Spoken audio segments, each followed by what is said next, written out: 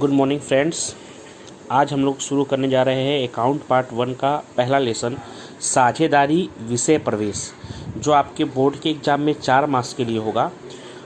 1 marks का एक section A में होगा और 3 मार्क्स का एक सेक्शन सी में होगा। सेक्शन सी में जो 3 मार्क्स के लिए होगा वो आपके बोर्ड के एग्ज़ाम में बोर्ड क्वेश्चन पेपर नंबर 21 पर होगा। चलिए देखते हैं। सबसे पहला, साझेदारी का अर्थ। साझेदारी, जैसा मैंने आपको पहले भी बताया है कि पार्ट 1 की जितने भी लेसन हैं वो सब साझेदारी से जुड़े हुए हैं। 12वीं कक्षा में जो भी हमें पार्ट 1 का जो अकाउंट पढ़ना है वो साझेदारी से जुड़ा हुआ है। तो सबसे पहले हम साझेदारी का अर्थ समझने की कोशिश करते हैं।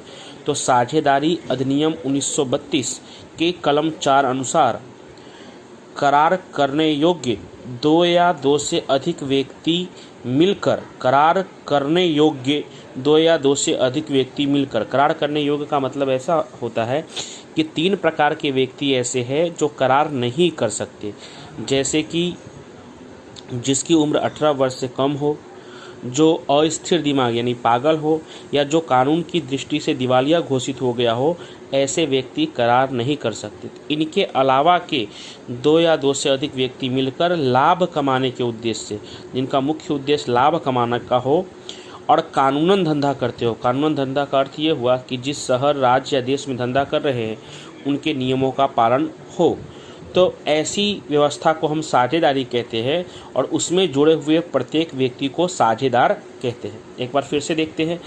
साझेदारी अधिनियम 1932 के कलम 4 अनुसार करार करने योग्य 2 या 2 से अधिक व्यक्ति मिलकर लाभ कमाने के उद्देश्य से कानूनन धंधा करे तो उसे साझेदारी कहते हैं। उसमें जुड़े प्रत्येक व्यक्ति को साझेदार कहते हैं। साझेदारी को इंग्लिश में पार्टनर कहते हैं, पार्टनरशिप कहते हैं, और साझेदार को पार्टनर कहते हैं। अब हम देखते हैं साझेदारी के लक्षण।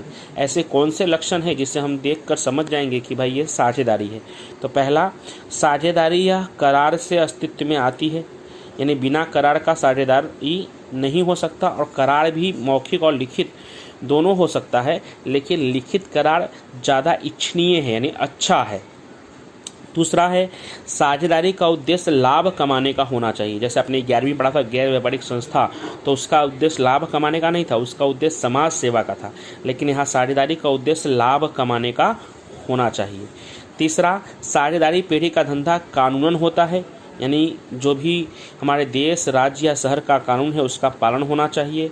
चौथा, साझेदारी पेढ़ी में सभी साझेदार एक दूसरे के प्रतिनिधि कहलाते हैं, अर्थात कोई साझेदार किसी का मालिक नहीं कहलाता, सब एक दूसरे के एजेंट, प्रतिनिधि होते हैं। सबकी वैल्यू समान होती है, अर्थात किसी का लाभ में हिस्सा ज़्यादा हो और किसी का लाभ में हिस्सा कम हो, लेकिन दोनों का जो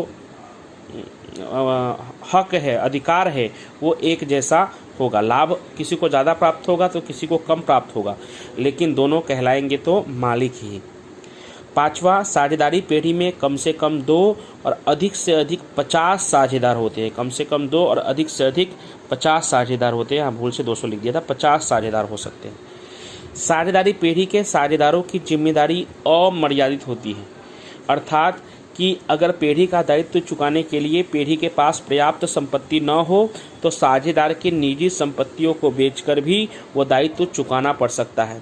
इसलिए उनकी जिम्मेदारी की कोई मर्यादा नहीं होती, इसलिए वो अमर्यादित होता है। साझेदारी पेढ़ी में मालिक ही संचालक और संचालक ही मालिक होते हैं। जो मालिक होते हैं उन्हें आप संचालक भी कह सकते हो या संचालक को मालिक भी कह सकते हो। एक ही व्यक्ति का डबल रोल रहता है।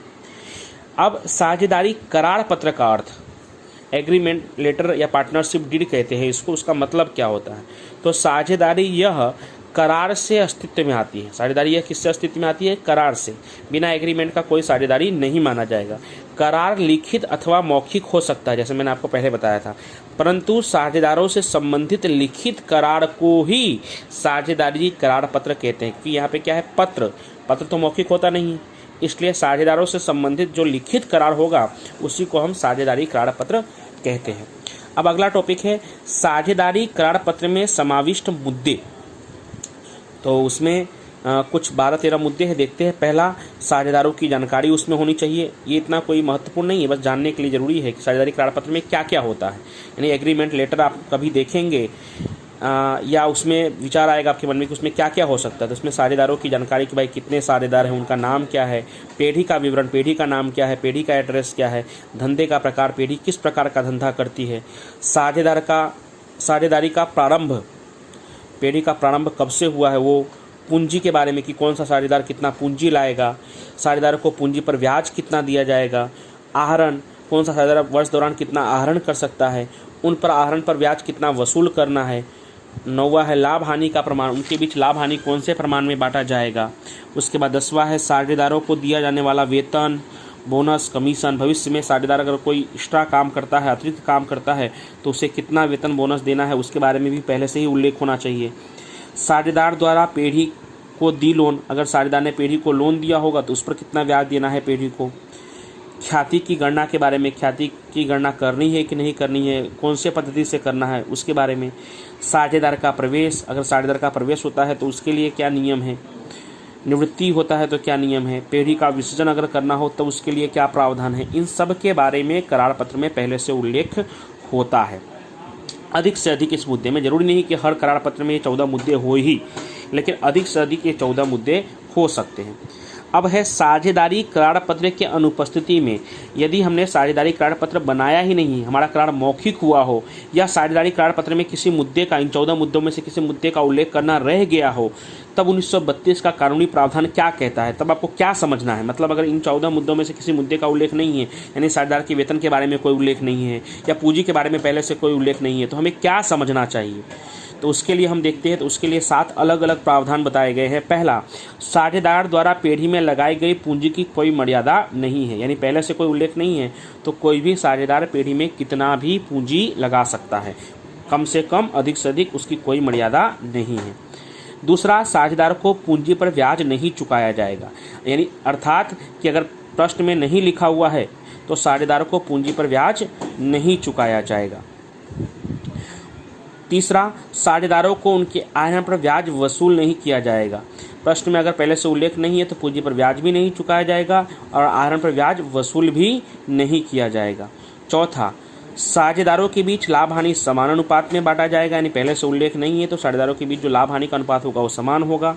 पांचवा, साझेदार द्वारा पेढ़ी को दी गई लोन पर 6% ब्याज चुकाया जाएगा, यानी किसी साझेदार ने पेढ़ी को लोन दिया है और लोन पर ब्याज कितना देना है उसका कोई उल्लेख ना हो तो 6% ब्याज चुकाया जाएगा। छठा, साझेदारों को अलग से कोई वेतन, बोनस या कमीशन नहीं दिया जाएगा, अर्थात पहले से उल्लेख नहीं है तो साझेदार को कोई अलग से वेतन, बोनस, कमीशन नहीं दिया जाएगा। सातवां, यदि किसी साझेदार ने पेढ़ी के लिए कोई योग्य खर्च किया है तो वह उसे वसूल करने का अधिकार है। पिछले वीडियो में हमने साझेदारी का अर्थ, साझेदारी के लक्षण, साझेदारी करार पत्र का अर्थ और साझेदारी करार पत्र में समाविष्ट मुद्दे, और यदि करार पत्र में उल्लेख न हो या करार पत्र की अनुपस्थिति हो, अब्सेंस ऑफ एग्रीमेंट लेटर, उसके कानूनी प्रावधान हमने सीखे थे, जिसको मैंने आपको वीडियो और ऑडियो के माध्यम से समझाया था। आज हम लोग इस चैप्टर के महत्वपूर्ण नियम, जो 4 महत्वपूर्ण नियम है, वो सीखने जा रहे हैं, जिसकी वजह से हम स्वाध्याय के सवालों को आसानी से कर सकते हैं। तो सबसे पहला महत्वपूर्ण नियम है आहरण पर ब्याज का समय, यानी प्रश्न में आहरण पर ब्याज गिनने के लिए कहा हो तो समय को हम किस प्रकार से समझेंगे। तो प्रश्न में उसके 2 नियम हैं अलग अलग, पहला और दूसरा। यदि साझेदार प्रति मास के प्रारंभ में आहरण करता है, प्रति मास के प्रारंभ में आहरण करे तो आपको समय के रूप में n बराबर लेना है 78/12, क्योंकि आप जानते हैं कि ब्याज का सूत्र होता है I बराबर PRN बटे में 100 आप नहीं भी लिखेंगे तो भी चलेगा, क्योंकि अब आपके कैलकुलेटर में R जो है रेट ऑफ इंटरेस्ट, उसके लिए प्रतिशत का बटन होता है, तो 100 लिखने की ज़रूरत नहीं रहती है। तो अगर कोई साझेदार प्रति मास के प्रारंभ में आहरण करता है तो ये जो n दिख रहा है, इस n की जगह पे आपको समय के रूप में लेना है 78/12। यदि साझेदार प्रति मास के अंत में आहरण करता है, ये सवाल में उल्लेख होगा, दिया होगा प्रारंभ में या अंत में, तो इसके लिए आपको चिंता करने की जरूरत नहीं है कि हम कैसे पहचानेंगे, सवाल में दिया होगा, सवाल आप अच्छी तरह से पढ़ेंगे तो आपको मालूम पड़ेगा प्रारंभ में लिखा है कि अंत में लिखा है। प्रारंभ में लिखा होगा तो समय के रूप में 78/12 लेना है, और अंत में लिखा होगा तो 66/12 लेना है। कितना आहरण करेंगे और ब्याज की दर क्या होगा वो प्रश्न में साफ साफ उल्लेख होगा, बस आपको प्रारंभ और अंत देखकर n का सही मूल्य लेना है। दूसरा बहुत महत्वपूर्ण टॉपिक है, जब प्रश्न में 2 बार कमीशन शब्द का उल्लेख हो। अब ये 2 बार कमीशन शब्द का उल्लेख हो, इसका मतलब कैसा होगा, तो मैं प्रश्न पढ़कर सुना दे रहा हूँ।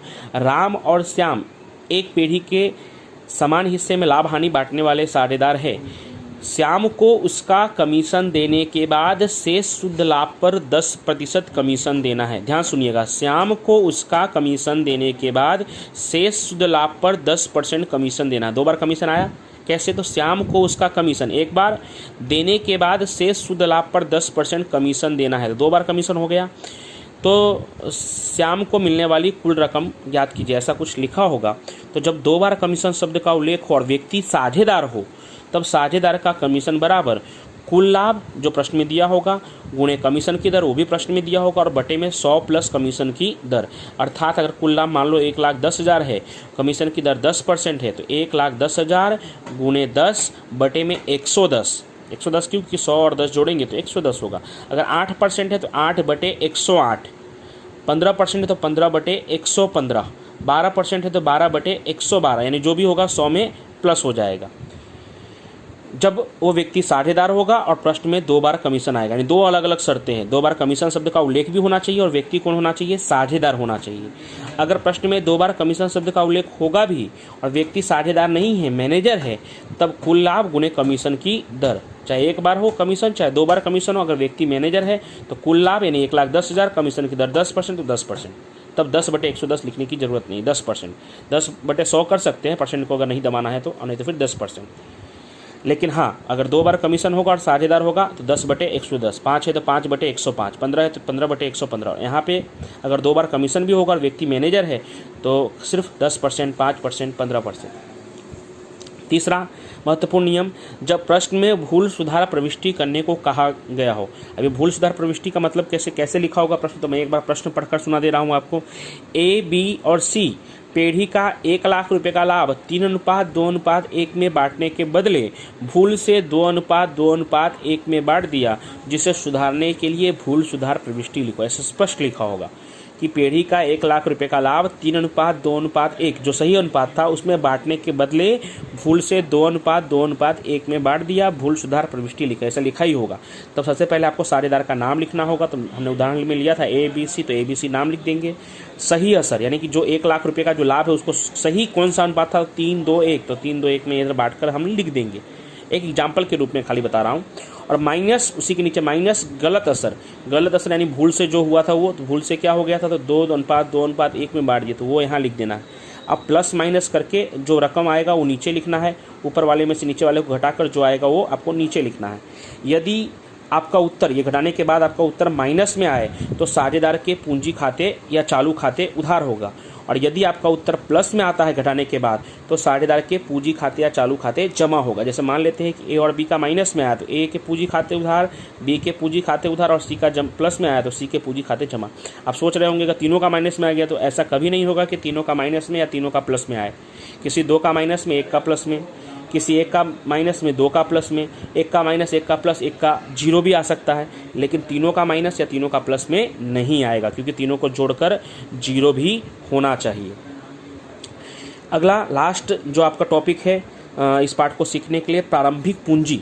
प्रारंभिक पूंजी का सूत्र होता है अंतिम पूंजी प्लस आहरण माइनस लाभ। इसकी क्या जरूरत होगी? तो प्रश्न में लिखा होगा कि किसी साझेदार का अंतिम पूंजी 5 लाख है, उसका आहरण 10,000 है, वितरण पात्र लाभ 15,000 है, तो उसके प्रारंभिक पूंजी पर 5% ब्याज गिनी है, पूंजी पे 5% ब्याज गिनी। तो पूंजी पर ब्याज हमेशा प्रारंभिक पूंजी पर ही गिना जाता है, इसलिए प्रारंभिक पूंजी का सूत्र होगा अंतिम पूंजी, जो प्रश्न में दिया होगा आपको, आहरण भी प्रश्न में दिया होगा और लाभ भी प्रश्न में दिया होगा। तो इस तरह से प्रारंभिक पूंजी निकाल लेंगे। अब आप जो थियरी मैंने आपको समझाया वो सब थियरी, और ये जो महत्वपूर्ण 4 नियम है जिससे पूरे पाठ के सभी सवाल होंगे, इन चारों नियमों को अच्छी तरह से लिखकर बार बार उसे पढ़कर अच्छी तरह से याद करें, तो हम अगले लेक्चर में सवाल की तरफ बढ़ेंगे और सवाल को सीखेंगे। Thank you. Good morning friends. हमने 4 महत्वपूर्ण नियम सीखा था, उसमें से पहला महत्वपूर्ण नियम था आहरण पर ब्याज का समय। मैं एक बार आपको याद दिला दूँ। सबसे पहला उसमें 2 नियम थे। पहला था कि यदि कोई साझेदार प्रति मास के प्रारंभ में आहरण करता है तब आपको समय के रूप में लेना है 78/12, और यदि कोई साझेदार प्रति मास के अंत में आहरण करता है तो आपको समय के रूप में लेना है 66/12। चलिए हम एक प्रश्न देखते हैं और एक उदाहरण देखेंगे। पहला प्रश्न, एक साझेदार पेढ़ी में से प्रति मास के अंत में, देख सकते हैं पहले से अंडरलाइन किया हुआ है बुक में, प्रति मास के अंत में एक समान रकम का आहरण करता है, एक समान रकम का आहरण करता है। वर्ष के अंत में कुल वार्षिक आहरण 12,000 है। यदि आहरण पर वार्षिक 12% की दर से ब्याज वसूल करना हो तो वर्ष के अंत में आहरण की ब्याज की गणना कीजिए। तो सबसे पहले प्रश्न में क्या क्या दिया हुआ है, तो प्रश्न में आपको वार्षिक आहरण दिया हुआ है, उसमें से हम मासिक आहरण कन्वर्ट करेंगे, क्योंकि हमने जो समय लिया है वो महीने के हिसाब से लिया है, उसने भी आहरण जो किया है प्रति मास के अंत में किया है, इसलिए आपको मासिक आहरण निकालना है। तो वार्षिक है 12,000, मासिक निकालने के लिए आपको 12 से भाग लगाना होगा। तो 12,000 भागे 12 करेंगे तो कितना आएगा, 1,000। ये 1,000 क्या आया, तो मासिक आहरण आया। अब साझेदार ने कब आहरण किया है, तो साझेदार ने प्रति मास के अंत में आहरण किया है, इसलिए आहरण का पहले ब्याज का सूत्र लिखेंगे। आहरण का ब्याज बराबर, या किसी का भी ब्याज का सूत्र होता है आई बराबर PRN, यानी मूलधन गुणे दर गुणे समय। तो प्रति मासिक आहरण कितना है उसका 1,000। आहरण पर ब्याज की दर आपको प्रश्न में दिया रहेगा, 12% दिया हुआ है, 12%। 100 ना लिखना हो तो खाली परसेंट लिख देंगे तो चलेगा। और अंत में आहरण करता है, इसकी वजह से हमने क्या लिया है 66/12। 1,000 गुणे 12% गुणे 66/12 करेंगे तो 660 रुपया। ये इतना छोटा सा सवाल आपके बोर्ड के एग्जाम में 3 मार्क्स के लिए होता है। बस आपको ध्यान में रखना है कि अंत में करेंगे तो 66/12 और प्रारंभ में करेंगे तो 78/12। अब एक उदाहरण देखते हैं। उदाहरण नंबर 1, हिरल प्रति मास के प्रारंभ में, उसमें अंत में लिखा हुआ था, इसमें प्रारंभ में 500 का आहरण करती है। यदि आहरण पर वार्षिक 10% की दर से ब्याज गिनना है तो कुल वार्षिक आहरण और आहरण पर ब्याज ज्ञात कीजिए। इस बार तो मासिक आहरण दिया हुआ था, लेकिन इस बार हमें वार्षिक आहरण ज्ञात करना है, इसलिए 12 से गुना कर लेंगे। उपयोग तो हम 500 का ही करने वाले हैं, तो 12 से गुना इसलिए कर रहे हैं क्योंकि यहाँ पे लिखा है कि कुल वार्षिक आहरण। अगर सिर्फ आहरण पे ब्याज ज्ञात करने के लिए कहा होता तो हमें 500 का ही सिर्फ उपयोग करेंगे। तो पहले हम कुल वार्षिक आहरण देख लेते हैं। तो कुल वार्षिक आहरण बराबर 500 महीने का है, तो पूरे वर्ष का कितना होगा, तो 500 गुने, एक वर्ष में 12 महीने होते हैं इसलिए 12, 500 गुने 12 यानी पूरे वर्ष का होगा 6,000। लेकिन इसका उपयोग नहीं करना है, उपयोग तो हमें 500 का ही करना है। तो इन्होंने कहा था कि वार्षिक आहरण ज्ञात करो, इसलिए हमने लिखा है। अब आहरण पर ब्याज का सूत्र I बराबर PRN/100, किताब वालों ने लिखा है 100 क्योंकि वो परसेंट का बटन का उपयोग नहीं करते, लेकिन हम कैलकुलेटर में परसेंट के बटन का उपयोग करते हैं, इसलिए हमें 100 लिखने की कोई इतनी आवश्यकता नहीं है। तो 500 गुने 10% गुने 78/12, 78/12 इसलिए क्योंकि कब कर रहे हैं आहरण, तो प्रारंभ में आहरण कर रहे हैं, और मैंने आपको नियम लिखवाया हुआ है। तो हल करेंगे तो आएगा 325। तो इस तरह से आज आपने सीखा आहरण पर ब्याज के समय के अनुसार आहरण पर ब्याज की गणना करना। अब ये इसको अच्छी तरह से पढ़िएगा, 1-2 सवाल और सीख लेंगे, फिर मैं कुछ एक्स्ट्रा क्वेश्चन दूंगा। Okay, hello friends, last video में हमने साझेदारों के आहरण पर ब्याज का समय वो टॉपिक सीखा था। आज हम लोग प्रश्न में जब 2 बार कमीशन शब्द का उल्लेख होगा तब हमें क्या करना है वो सीखेंगे। मैं एक बार रिपीट कर दूं, जो हमारा दूसरा महत्वपूर्ण नियम था वो कुछ इस तरह से था, जब प्रश्न में 2 बार कमीशन शब्द का उल्लेख हो तब पहला व्यक्ति अगर साझेदार हो तब और मैनेजर हो तब। तो व्यक्ति साझेदार हो तब साझेदार का कमीशन बराबर पेढ़ी का शुद्ध लाभ या कुल लाभ गुणे कमीशन की दर बटे में 100 प्लस कमीशन की दर। यानी कहने का मतलब अगर 5% है तो 5 बटे में 105, 10% है तो 10 बटे में 110, 15% है तो 15 बटे में 115। लेकिन 2 शर्तें हैं, ध्यान रखिएगा कि प्रश्न में 2 बार कमीशन शब्द भी आना चाहिए और व्यक्ति साझेदार भी होना चाहिए। अगर वो मैनेजर होगा तो 2 बार भी कमीशन आएगा, तो भी अगर 8% है तो 8% ही रहेगा, यानी 8/100 ही रहेगा। सिर्फ 10% है तो 10% ही रहेगा। चलिए हम देखते हैं दूसरा सवाल, पहला देख चुके थे। अमृता और दिव्या एक साझेदारी पेढ़ी के साझेदार है। उनके पूंजी का अनुपात 3:2 है। पूंजी का अनुपात कंफ्यूज करने के लिए दिया हुआ है, क्योंकि लाभ हानि हमेशा लाभ हानि के अनुपात में बांटा जाता है, और लाभ हानि का अनुपात न दिया हो तो समान अनुपात में बांटा जाता है। तो यहाँ पे पूंजी का अनुपात जानबूझकर आपको कंफ्यूज करने के लिए दिया हुआ है। अमृता को उसका कमीशन घटाने के बाद शुद्ध लाभ पर 8% कमीशन दिया था। ध्यान से देखिएगा, अमृता को उसका कमीशन एक बार आया, घटाने के बाद शुद्ध लाभ पर 8% कमीशन दिया था। 2 बार कमीशन शब्द का उल्लेख हुआ। और अमृता कौन है, तो अमृता साझेदार है, तो इसलिए प्रश्न में 2 बार कमीशन शब्द का उल्लेख हुआ और अमृता साझेदार है, इसलिए 8/108 जब हम कमीशन की गणना करेंगे तब। यदि वर्ष के अंत में पेढ़ी का लाभ 96,876 हो तो अमृता को कितनी रकम मिलेगी। सिर्फ कमीशन ही नहीं, उसे कुल कितनी रकम मिलेगी, यानी कि लाभ कितना मिलेगा और कमीशन दोनों को मिलाकर कुल कितना मिलेगा। पूरे पार्ट का सबसे बड़ा सवाल है ये, क्योंकि इसमें 4 अलग अलग स्टेप होंगे। सबसे पहला साझेदार का कमीशन, पहले सूत्र कुल लाभ गुणे कमीशन की दर बटे में 100 प्लस कमीशन की दर।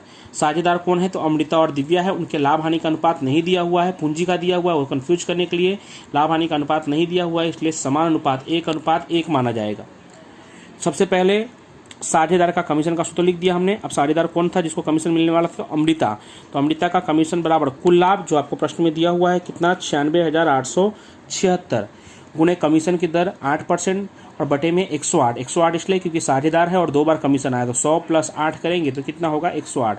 96,876 गुणे 8 बटे 108 करेंगे तो आएगा 7,176। अब शेष लाभ अर्थात कि कुल लाभ में से अमृता का कमीशन निकालने के बाद जो बचेगा वो, तो कुल लाभ था आपका 96,876, अमृता का कमीशन था 7,176। इस तरह से शेष लाभ जो है वो 89,700। ये जो 89,700 है ये न सिर्फ अमृता का है और न ही सिर्फ दिव्या का है, ये पूरे पीढ़ी का शेष लाभ, यानी कुल लाभ में से उसका जो उसने एक्स्ट्रा काम किया है, जो उसका कमीशन है वो निकालने के बाद का शेष लाभ है 89,700। अब उसमें हमें तो उन्होंने सिर्फ अमृता का ही पूछा है, तो अमृता का लाभ निकालते हैं। तो शुद्ध लाभ गुणे अमृता का हिस्सा, शुद्ध लाभ कितना बचा है शेष शुद्ध लाभ, तो 89,700 गुणे अमृता का हिस्सा है। नए लाभ हानि के अनुपात कितना था उनका, कुछ नहीं दिया है प्रश्न में, इसलिए समान 1:1, 1:1 के हिसाब से इसका 1/2, इसका 1/2। तो अमृता का कितना होगा, तो 1/2, आधा। हमेशा आधा नहीं करना है, अगर प्रश्न में लाभ हानि का अनुपात दिया होगा तो उसके अनुसार करना है। तो 89,700 गुणे 1/2 करेंगे तो कितना आएगा 44,850। अब देखते हैं आगे अमृता को मिलने वाली कुल रकम, अमृता का लाभ प्लस अमृता का कमीशन। तो अमृता को लाभ मिला है 44,850 का और अमृता का कमीशन है 7,176 का। तो इस तरह से कुल मिलाकर हो गया 52,026। तो इस तरह से 4 स्टेप है। सबसे पहले अमृता का कमीशन, अगर प्रश्न में सिर्फ कमीशन निकालने के लिए कहा होता तो एक ही स्टेप हो जाता, लेकिन एक स्टेप का 3 मार्क्स तो नहीं हो पाएगा, इसके लिए उन्होंने 4 स्टेप करना पड़ेगा आपको। अमृता का कमीशन, शेष लाभ, अमृता का लाभ और अमृता की कुल रकम। अब इस सवाल को अच्छी तरह से समझने के लिए हम एक उदाहरण भी देखते हैं। उदाहरण नंबर 2, हंसा, हितेश और विजय एक पीढ़ी के साझेदार हैं। उनके पूंजी का प्रमाण 3:2:1। इस बार फिर से पूंजी का प्रमाण दिया कंफ्यूज करने के लिए। 3 साझेदार हैं, हंसा, हितेश और विजय। हितेश को उसका कमीशन देने के बाद बढ़ते शुद्ध लाभ का 10% कमीशन देना है। यहाँ भी 2 बार कमीशन देख सकते हैं आप। हितेश को उसका कमीशन एक बार देने के बाद बढ़ते शुद्ध लाभ का 10% कमीशन, 2 बार कमीशन। और हितेश कौन है, तो हितेश साझेदार है। यदि वर्ष के अंत में पीढ़ी का लाभ 1,65,000 हो तो हितेश को कुल रकम कितनी मिलेगी। अब देखते हैं इस सवाल को हल कैसे किया जाएगा। सबसे पहले साझेदार का नाम लिख देते हैं, हंसा, हितेश और विजय। उनके बीच लाभ हानि का अनुपात नहीं दिया हुआ है, यानी उन्होंने पूंजी का दिया हुआ है, लाभ हानि का नहीं दिया हुआ है, इसलिए समान अनुपात 1:1 यानी 1/3, 1/3 और 1/3। पहला स्टेप साझेदार का कमीशन, फिर से वही सूत्र, कुल लाभ गुणे कमीशन की दर बटे में 100 प्लस कमीशन की दर, क्योंकि हितेश साझेदार है और 2 बार कमीशन आया है। हितेश का कमीशन शुद्ध लाभ दिया हुआ था, कुल लाभ 1,65,000, कमीशन का दर था 10 बटे में 100 प्लस 10 यानी 110। 1,65,000 गुणे 10 भागे 110 करेंगे तो आपका आएगा 15,000। दूसरा स्टेप शेष शुद्ध लाभ, कुल लाभ माइनस हितेश का कमीशन। तो कुल लाभ था 1,65,000 माइनस 15,000 हितेश का कमीशन, तो इस तरह से शेष शुद्ध लाभ आया 1,50,000। अब हितेश का लाभ, शेष शुद्ध लाभ जो बचा हुआ है वो 1,50,000 गुणे हितेश का हिस्सा, इस बार 1/3। आप सोचोगे पिछली बार सर ने 1/2 कहा था, अभी 1/3। पहले 2 साझेदार थे, इस बार 3 साझेदार है, इसलिए 1/3। 1,50,000 गुणे 1/3 करेंगे तो कितना आएगा 50,000। अब आगे हितेश को मिलने वाली कुल रकम, हितेश का लाभ और उसका कमीशन। तो हितेश का लाभ है 50,000 और उसकी कमीशन की रकम थी 15,000। 50 और 15,000 इस तरह से कुल मिलाकर 65,000। इस तरह से ऐसे प्रश्न में आपको 4 स्टेप करने होंगे। स्टेप को याद कर लीजिए। पहले किसी भी साझेदार का कमीशन जिसका उनको कुल रकम निकालना है, उस साझेदार का कमीशन, उस साझेदार का लाभ निकालने के लिए पीढ़ी का शेष लाभ, फिर उस साझेदार का लाभ और फिर उसकी कुल रकम। तो इस तरह से कमीशन, शेष लाभ, साझेदार का लाभ और फिर साझेदार को मिलने वाली कुल रकम, ऐसे 4 स्टेप में करना है। इस पार्ट का सबसे बड़ा सवाल है, लेकिन अगर आप आसानी से इसे कर सकेंगे, अगर ध्यान से आप इसे पढ़ेंगे तो। गुड मॉर्निंग फ्रेंड्स, हमने पिछले वीडियो में साझेदार के कमीशन के बारे में सीखा है। सबसे पहले मैं आपको 4 महत्वपूर्ण नियम एक बार फिर से समझाना चाहता हूँ। सबसे पहला महत्वपूर्ण नियम था आहरण पर ब्याज का समय, कि आहरण पर ब्याज गिनते समय जब हम सूत्र लगाते हैं I बराबर PRN, तो N जो है नंबर ऑफ ईयर्स, उसकी जगह पे आपको समय के रूप में क्या लेना है। तो उसके 2 अलग अलग नियम थे कि यदि कोई साझेदार प्रति मास के प्रारंभ में आहरण करता है तो समय के रूप में आपको 78/12 लेना है, और यदि कोई साझेदार प्रति मास के अंत में आहरण करता है तो आपको समय के रूप में 66/12 लेना है, 66/12। अब कितने बच्चों का प्रश्न था कि सर ये 78/12 और 66/12 ही क्यों लेते हैं। तो अगर कोई साझेदार प्रति मास के प्रारंभ में आहरण करता है तो एक वर्ष में वो बारी बारी से अगर हर मास के प्रारंभ में आहरण करेगा तो एक वर्ष के 12 महीने में वो 12 आहरण कर सकता है, और बारी बारी से हम सबको भार देंगे। पहले महीने को 1 भार, दूसरे महीने को 2 भार, तीसरे महीने को 3 भार और 12वें महीने को 12 भार। तो इस तरह से 1 से 12 तक का जो योग होगा वो 78 होगा, और आपको मालूम ही है कि महीने के लिए हम बटे में क्या लिखते हैं 12, इसलिए 78/12 होगा। और यदि कोई साझेदार प्रति मास के अंत में आहरण करता है तब वो साल में 12 महीने में 11 बार ही आहरण कर पाएगा, क्योंकि पहले महीने के अंत में आहरण करेगा तो दूसरे महीने की अंतिम तारीख को उसका पहला आहरण पूरा होगा। तो इस तरह से 12वें महीने की अंतिम तारीख को उसका 11वां ही आहरण पूरा होगा। तो 1 से लेकर आप 11 तक को जोड़ते हो तो 66 होता है, इसके लिए 66/12 लेते हैं।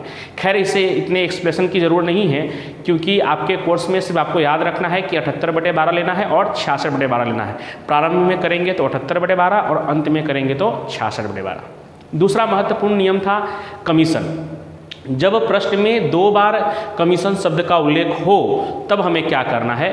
तो कुछ इस तरह से लिखा होगा सवाल में कि राम और श्याम एक साझेदारी पेढ़ी के साझेदार है। श्याम को उसका कमीशन घटाने के बाद शेष शुद्ध लाभ पर 8% कमीशन देना है। पहले भी आया था, श्याम को उसका कमीशन घटाने के बाद एक बार और शेष शुद्ध लाभ पर 8% कमीशन देना है, 2 बार।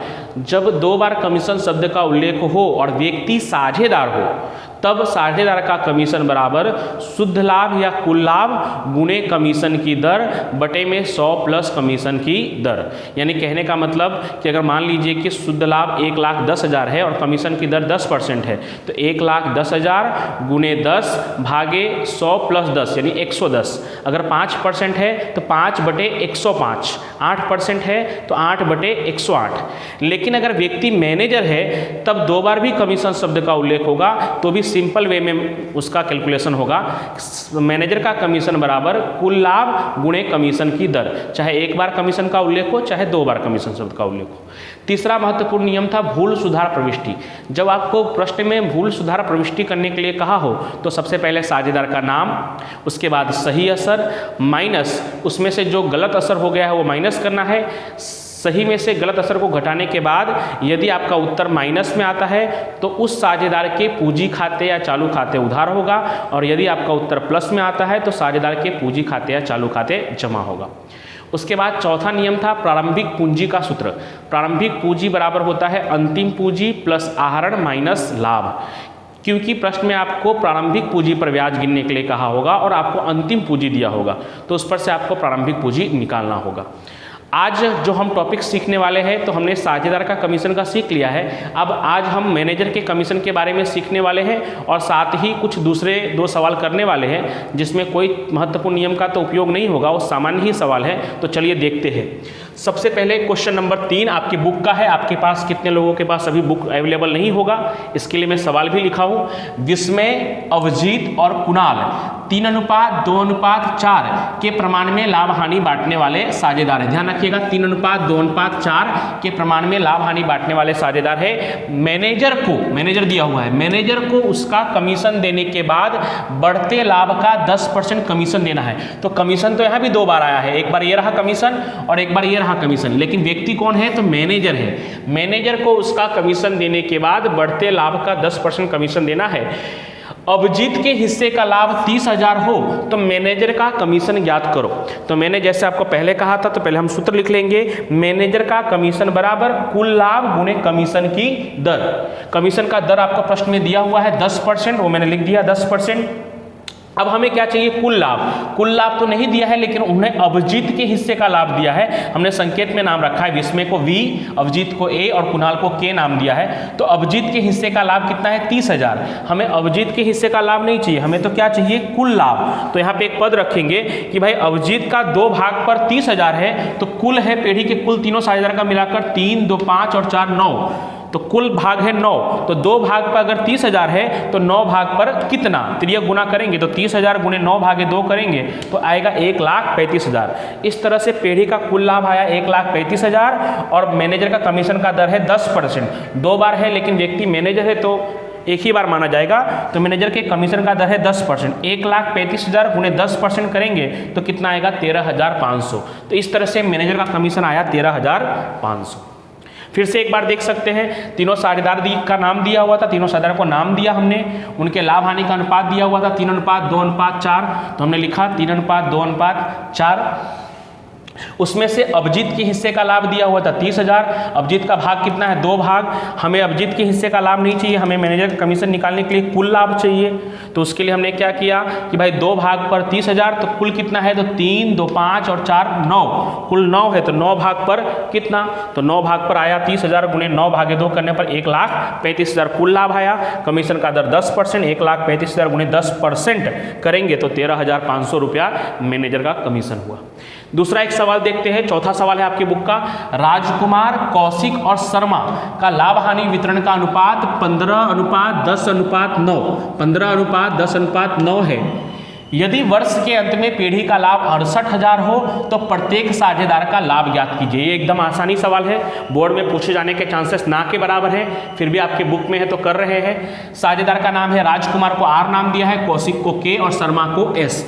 उनके बीच लाभ हानि वितरण का प्रमाण है 15:10:9, जिसको अगर हम बांटेंगे तो 15 और 10 25, 25 और 9 34, कुल 34 भाग है। उसमें से राजकुमार का 15 है इसलिए 15/34, कौशिक का 10 है इसलिए 10/34 और शर्मा का 9 है इसलिए 9/34।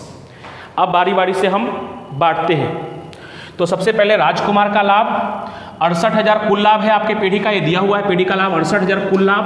68,000 गुणे राजकुमार का भाग है 15, 15/34 यानी 30,000। उसके बाद है कौशिक, कौशिक का लाभ, पीढ़ी का लाभ फिर से वही 68,000 गुणे कौशिक का भाग है 10/34 तो उसका आया 20,000। और शर्मा का लाभ वही पीढ़ी का लाभ है 68,000 और उसका हिस्सा है 9/34 तो इस तरह से हुआ 18,000। तो आसान था, सिर्फ 68,000 को आपको उनके लाभ हानि के अनुपात में बांट देना था।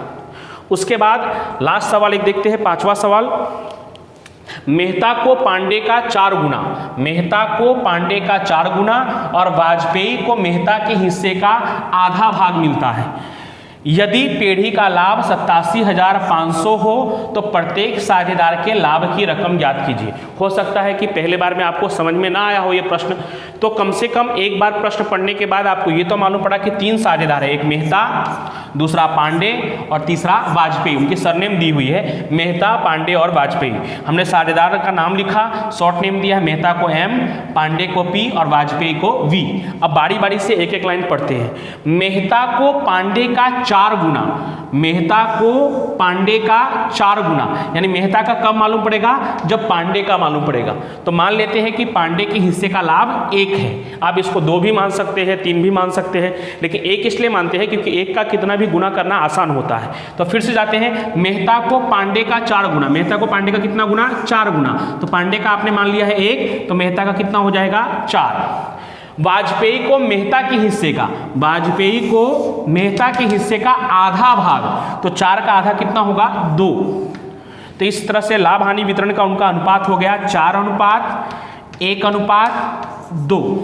4:1:2 का मतलब हुआ मेहता का लाभ, तो पीढ़ी का लाभ आपको कितना दिया हुआ है, तो पीढ़ी का लाभ आपको दिया हुआ 87,500 गुणे 4 भागे 4 और 1 5 और 2 7। इसी तरह से हम लोग पांडे का कर लेंगे 87,500 गुणे 1 भागे 7 और वाजपेयी का कर लेंगे 87,500 गुणे 2 भागे 7। तो तीनों साझेदार का हमें बारी बारी से रकम प्राप्त हो जाएगा। हमने उदाहरण नंबर 1 किया है, आप उदाहरण नंबर 2 भी किए हैं, तो उदाहरण नंबर 3, 4 और 5 हम लोग होमवर्क के रूप में करेंगे। Vande Mataram friends, last video में हमने आहरण पर ब्याज साझेदार का कमीशन, मैनेजर का कमीशन और लाभ को किस प्रकार बांटना है, इन सब सवालों को देखा था। आज हम लोग भूल सुधार प्रविष्टि करने वाले हैं। तो सबसे पहले मैं आपको याद दिला दूं कि भूल सुधार प्रविष्टि करना कैसे है। तो भूल सुधार प्रविष्टि के लिए सबसे पहले आपको साझेदारों का नाम लिखना है। साझेदारों का नाम लिखने के बाद जो सही असर है उसे पहले दर्शाना है और उसमें से जो गलत आपसे भूल हो गई है, जो गलत असर है, उसे माइनस करना है। और माइनस करने के बाद यदि उत्तर प्लस में आता है तो साझेदार के पूंजी खाते या चालू खाते जमा होगा, और उत्तर अगर माइनस में आता है तो साझेदार के पूंजी खाते या चालू खाते उधार होगा। चलिए हम प्रश्न देखते हैं।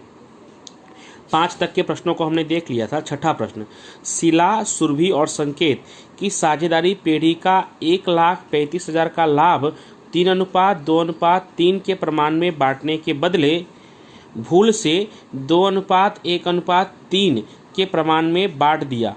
यह भूल सुधारने के लिए पूंजी खाते क्या असर देनी पड़ेगी। फिर से एक बार सवाल देखते हैं। शिला और सुरभि और संकेत साझेदारी पेढ़ी का 1,35,000 का लाभ 3:2:3 में बांटने के बदले, यानी सही था 3:2:3 और उसमें बांटने के बदले भूल से यानी गलत से 2:1:3 के प्रमाण में बांट दिया है। और साफ साफ लिखा है कि यह भूल सुधारने के लिए पूंजी खाते क्या असर देना पड़ेगा। चलिए हम इसका उत्तर देखते हैं। सबसे पहले साझेदार का नाम, शिला, सुरभि और संकेत को संकेत में हमने नाम दिया है S1, S2 और S3। सही असर 3:2:3 था और भूल से हमने उसे 2:1:3 में बांटा था। पेढ़ी का लाभ था 1,35,000, तो 1,35,000 को 3:2:3 यानी 3:2:5 और 3:8, 3/8, 2/8 और 3/8 में बांटेंगे तो पहले वाले का 50,625, दूसरे वाले का 33,750 और तीसरे वाले का 50,625। ये सही ऐसा होना चाहिए था, लेकिन ऐसा हुआ नहीं।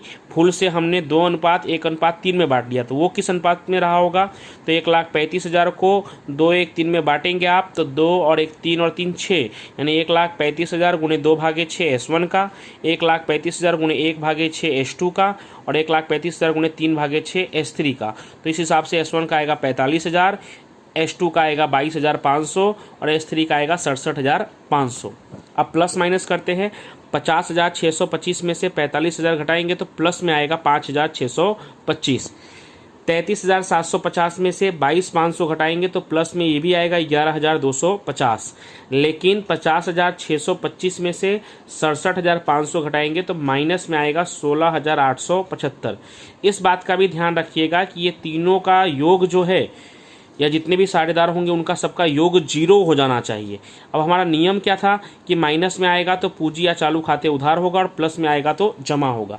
तो पहले उधार वाला, तो S3 का माइनस में आया है तो S3 के पूंजी खाते उधार 16,875, S1 के पूंजी खाते का 5,625 और S2 के पूंजी खाते का 11,250।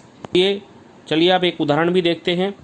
मिलिंद, हेमंत और रसिक ने साझेदारी पेढ़ी का 1,89,000 का लाभ 1:2:4 के अनुपात में बांटने के बदले, यहाँ भी देखिए 1:2:4 में बांटना चाहिए था लेकिन उसके बदले भूल से समान अनुपात, अब समान अनुपात मतलब 3 साझेदार है तो 1:1:1, 3 बार 1:1 अनुपात आएगा। तो अब आगे करना क्या है, तो इस भूल को सुधारने के लिए पूंजी खाते क्या असर देनी पड़ेगी। लाभ है 1,89,000, सही वाला अनुपात है 1:2:4 और गलत वाला अनुपात है समान यानी 1:1:1। चलिए अब हम प्रश्न के जवाब को देखते हैं। तो पेढ़ी का लाभ है 1,89,000, साझेदार को हमने संकेत में नाम दिया हुआ है, मिलिंद को M, हेमंत को H और रसिक को R। सही असर 1:2:4 में बांटना है और भूल से बांटना था लेकिन हमने भूल से गलत में बांट दिया है समान यानी 1:1:1 में। 1,89,000 को 1:2:4 में बांटेंगे अगर हम तो 4 और 2 6 और 1 7, 1,89,000 गुणे 1/7 तो 27,000, 1,89,000 गुणे 2/7 तो दूसरे वाले का 54,000, 1,89,000 गुणे 4/7 तो तीसरे वाले का 1,08,000। अब गलत असर हमने समान हिस्से में बांट दिया है तो 1:1:1 मतलब 1/3, 1/3, 1/3। 1,89,000 गुणे 1/3 करेंगे तो 63,000 इसका भी और इन दोनों का भी 63,000 आएगा। अब प्लस माइनस करते हैं तो 27,000 में से आप 63,000 घटाएंगे तो -36,000, 54,000 में से 63,000 घटाएंगे तो -9,000 और 1,08,000 में से जब आप 63,000 घटाएंगे तो 45,000। अब भूल सुधार प्रविष्टि देखते हैं, तो इन दोनों का माइनस में, तो ये दोनों क्या होंगे, उधार होंगे। यहाँ भी आप चेक कर सकते हैं कि इन तीनों का योग 0 होगा। -36 और -9, -45 और +45, तीनों मिलाकर क्या होगा, 0 होगा। अब देखते हैं माइनस में किसका आया है, M और H का। तो M के पूंजी खाते उधार 36,000, H के पूंजी खाते उधार 9,000 और R के पूंजी खाते जमा 45,000। तो इस तरह से भूल सुधार प्रविष्टि करने समय आपको ध्यान रखना होगा कि सबसे पहले आपको साझेदार का नाम लिखना है, उसके बाद सही कौन सा अनुपात था, यानी जिसमें बंटना चाहिए था वो हमें पहले बांटकर दर्शाना है, और माइनस जो हमसे भूल से गलती से जो बट गया है वो नीचे माइनस के रूप में दर्शाना है। ऊपर वाले में से नीचे वाले को घटाने के बाद यदि आपका उत्तर माइनस में आता है तो आपको उस साझेदार के पूंजी या चालू खाते उधार करना है, और प्लस में आता है तो उस साझेदार के पूंजी या चालू खाते जमा करना है। और ये भी ध्यान रखना है कि तीनों साझेदार या 2 साझेदार या 4 साझेदार, जितने भी साझेदार होंगे, उनका प्लस माइनस करने के बाद जो रकम आया है उन सभी रकमों का, सभी साझेदारों के रकमों का योग 0 भी होना चाहिए, जो साबित करेगा कि आपने सवाल सही किया है। Vande Mataram friends. Last video में हमने क्वेश्चन नंबर 6 तक देखा था, आज हम क्वेश्चन नंबर 7वां देखेंगे। ये भी भूल सुधार से ही जुड़ा हुआ है, और एक बार फिर से मैं आपको रिपीट कर दूं कि भूल सुधार के लिए सबसे पहले साझेदार का नाम होना चाहिए। साझेदार के नाम के बाद आप सही असर आपको दर्शाना है, और माइनस उसमें से गलत असर आपको माइनस करना है, और माइनस करने के बाद यदि आपका उत्तर ऋण यानी माइनस में आता है तो उस साझेदार के पूंजी खाते या चालू खाते उधार होगा, और अगर प्लस में आता है तो उस साझेदार के पूंजी खाते और चालू खाते जमा होगा। चलिए अब हम एक प्रश्न देखते हैं। राम, रहीम और ईसु एक साझेदारी पेढ़ी के साझेदार है। अब ये कौन से अनुपात में लाभ हानि बांटने वाले साझेदार है ये नहीं दिया हुआ है, और मैंने पहले भी आपको बताया है कि अगर करार पत्र में उल्लेख ना हो लाभ हानि के अनुपात के बारे में तो समान अनुपात में लाभ हानि बांटा जाएगा। तो राम, रहीम और ईसु एक साझेदारी पेढ़ी के साझेदार है और उनका अनुपात नहीं दिया है, तो लाभ हानि का अनुपात समान होगा, यानी 1:1:1 होगा। आगे देखते हैं। तारीख 1/4/16 को उनकी पूंजी क्रमशः 60,000, 40,000, 50,000 थी। वर्ष के अंत में लाभ का वितरण करने के बाद मालूम पड़ा कि पूंजी पर 6% की दर से ब्याज गिनना रह गया है। यानी जब उन लोगों ने जब लाभ बांट लिया तब उन्हें याद आया कि पूंजी पर 6% की दर से ब्याज गिनना रह गया है। भूल सुधार प्रविष्टि लिखिए। तो चलिए इसका जवाब देखते हैं। सबसे पहले साझेदार का नाम राम, रहीम और ईसु। उनकी पूंजी क्रमशः राम का 60,000, रहीम का 40,000 और ईसु का 50,000। हमने दर्शा दिया, ये सिर्फ जानकारी के लिए था, ये सही असर नहीं है, ये सिर्फ जानकारी के लिए था, ये दर्शा दिया हमने। अब उसके नीचे लिखते हैं सही असर। तो सही असर क्या है कि भाई पूंजी पर 6% ब्याज गिनना चाहिए था। तो पूंजी पर हम 6% ब्याज गिनेंगे तो 60,000 का 6% होगा 3600, 4,000 का 6% होगा 2400, 40,000 का 6% 2400, और 50,000 का 6% होगा 3,000। इस तरह से तीनों साझेदार का पूंजी का ब्याज क्रमशः 3600, 2400 और 3,000 होना चाहिए। यानी कुल मिलाकर पूंजी का ब्याज 9,000 है, जो इन्होंने गिना ही नहीं और इसे लाभ समझकर आपस में बांट लिया, क्योंकि पूंजी का ब्याज भी साझेदारों के लिए तो लाभ ही है, लेकिन पूंजी का ब्याज यह साझेदारों को उनके पूंजी के अनुसार मिलना चाहिए। यानी जिस साझेदार की पूंजी जितनी अधिक है उसको ब्याज उतना अधिक मिलना चाहिए। तो इसलिए, और इन्होंने क्या किया, उसको लाभ के रूप में बांट लिया, अर्थात लाभ हानि के अनुपात में बांट लिया, और लाभ हानि का अनुपात नहीं दिया हुआ है, इसका मतलब समान अनुपात। और समान अनुपात में जब इस पूरे 9,000 को बांटेंगे तो 3,000, 3,000 और 3,000 होगा। अब प्लस माइनस करते हैं तो 3600 में से 3,000 घटाएंगे तो प्लस 600, 2400 में से 3,000 घटाएंगे तो -600, और 3,000 में से 3,000 को घटाएंगे तो 0।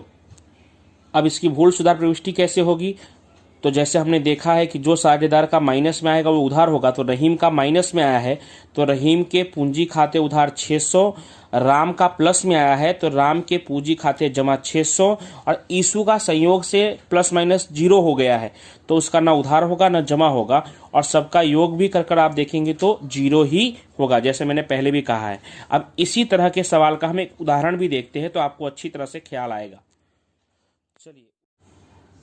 चलिए देखते हैं। राम, लक्ष्मण और सीता एक पीढ़ी के साझेदार है। तारीख 1/4/16 के रोज उनकी पूंजी क्रमशः 40,000, 30,000 और 80,000 है। यहाँ भी वो एक पीढ़ी के साझेदार है। कौन से अनुपात में लाभ हानि बांटने वाले साझेदार है नहीं दिया हुआ है, तो यहाँ पे भी ये तीनों समान हिस्से में लाभ हानि बांटने वाले साझेदार है, ऐसा माना जाएगा। वर्ष के अंत में लाभ का वितरण करने के बाद, यानी लाभ बांटने के बाद मालूम पड़ा कि पूंजी पर 12% की दर से ब्याज गिनना रह गया है। यानी ब्याज इन्होंने गिना नहीं, उससे पहले ही लाभ बांट लिया, यानी पूंजी का ब्याज को भी लाभ समझकर ही बांट लिया है। साझेदार का पूंजी का ब्याज यह साझेदार के लिए लाभ ही है। तो फिर आपको लगेगा जब लाभ है तो बांट लिया, तो गलत क्या है? गलत ये है कि लाभ जो है वो लाभ हानि के अनुपात में बांटना चाहिए था, और पूंजी का ब्याज जो है वो उनके पूंजी के अनुसार से उनको ही मिलना चाहिए।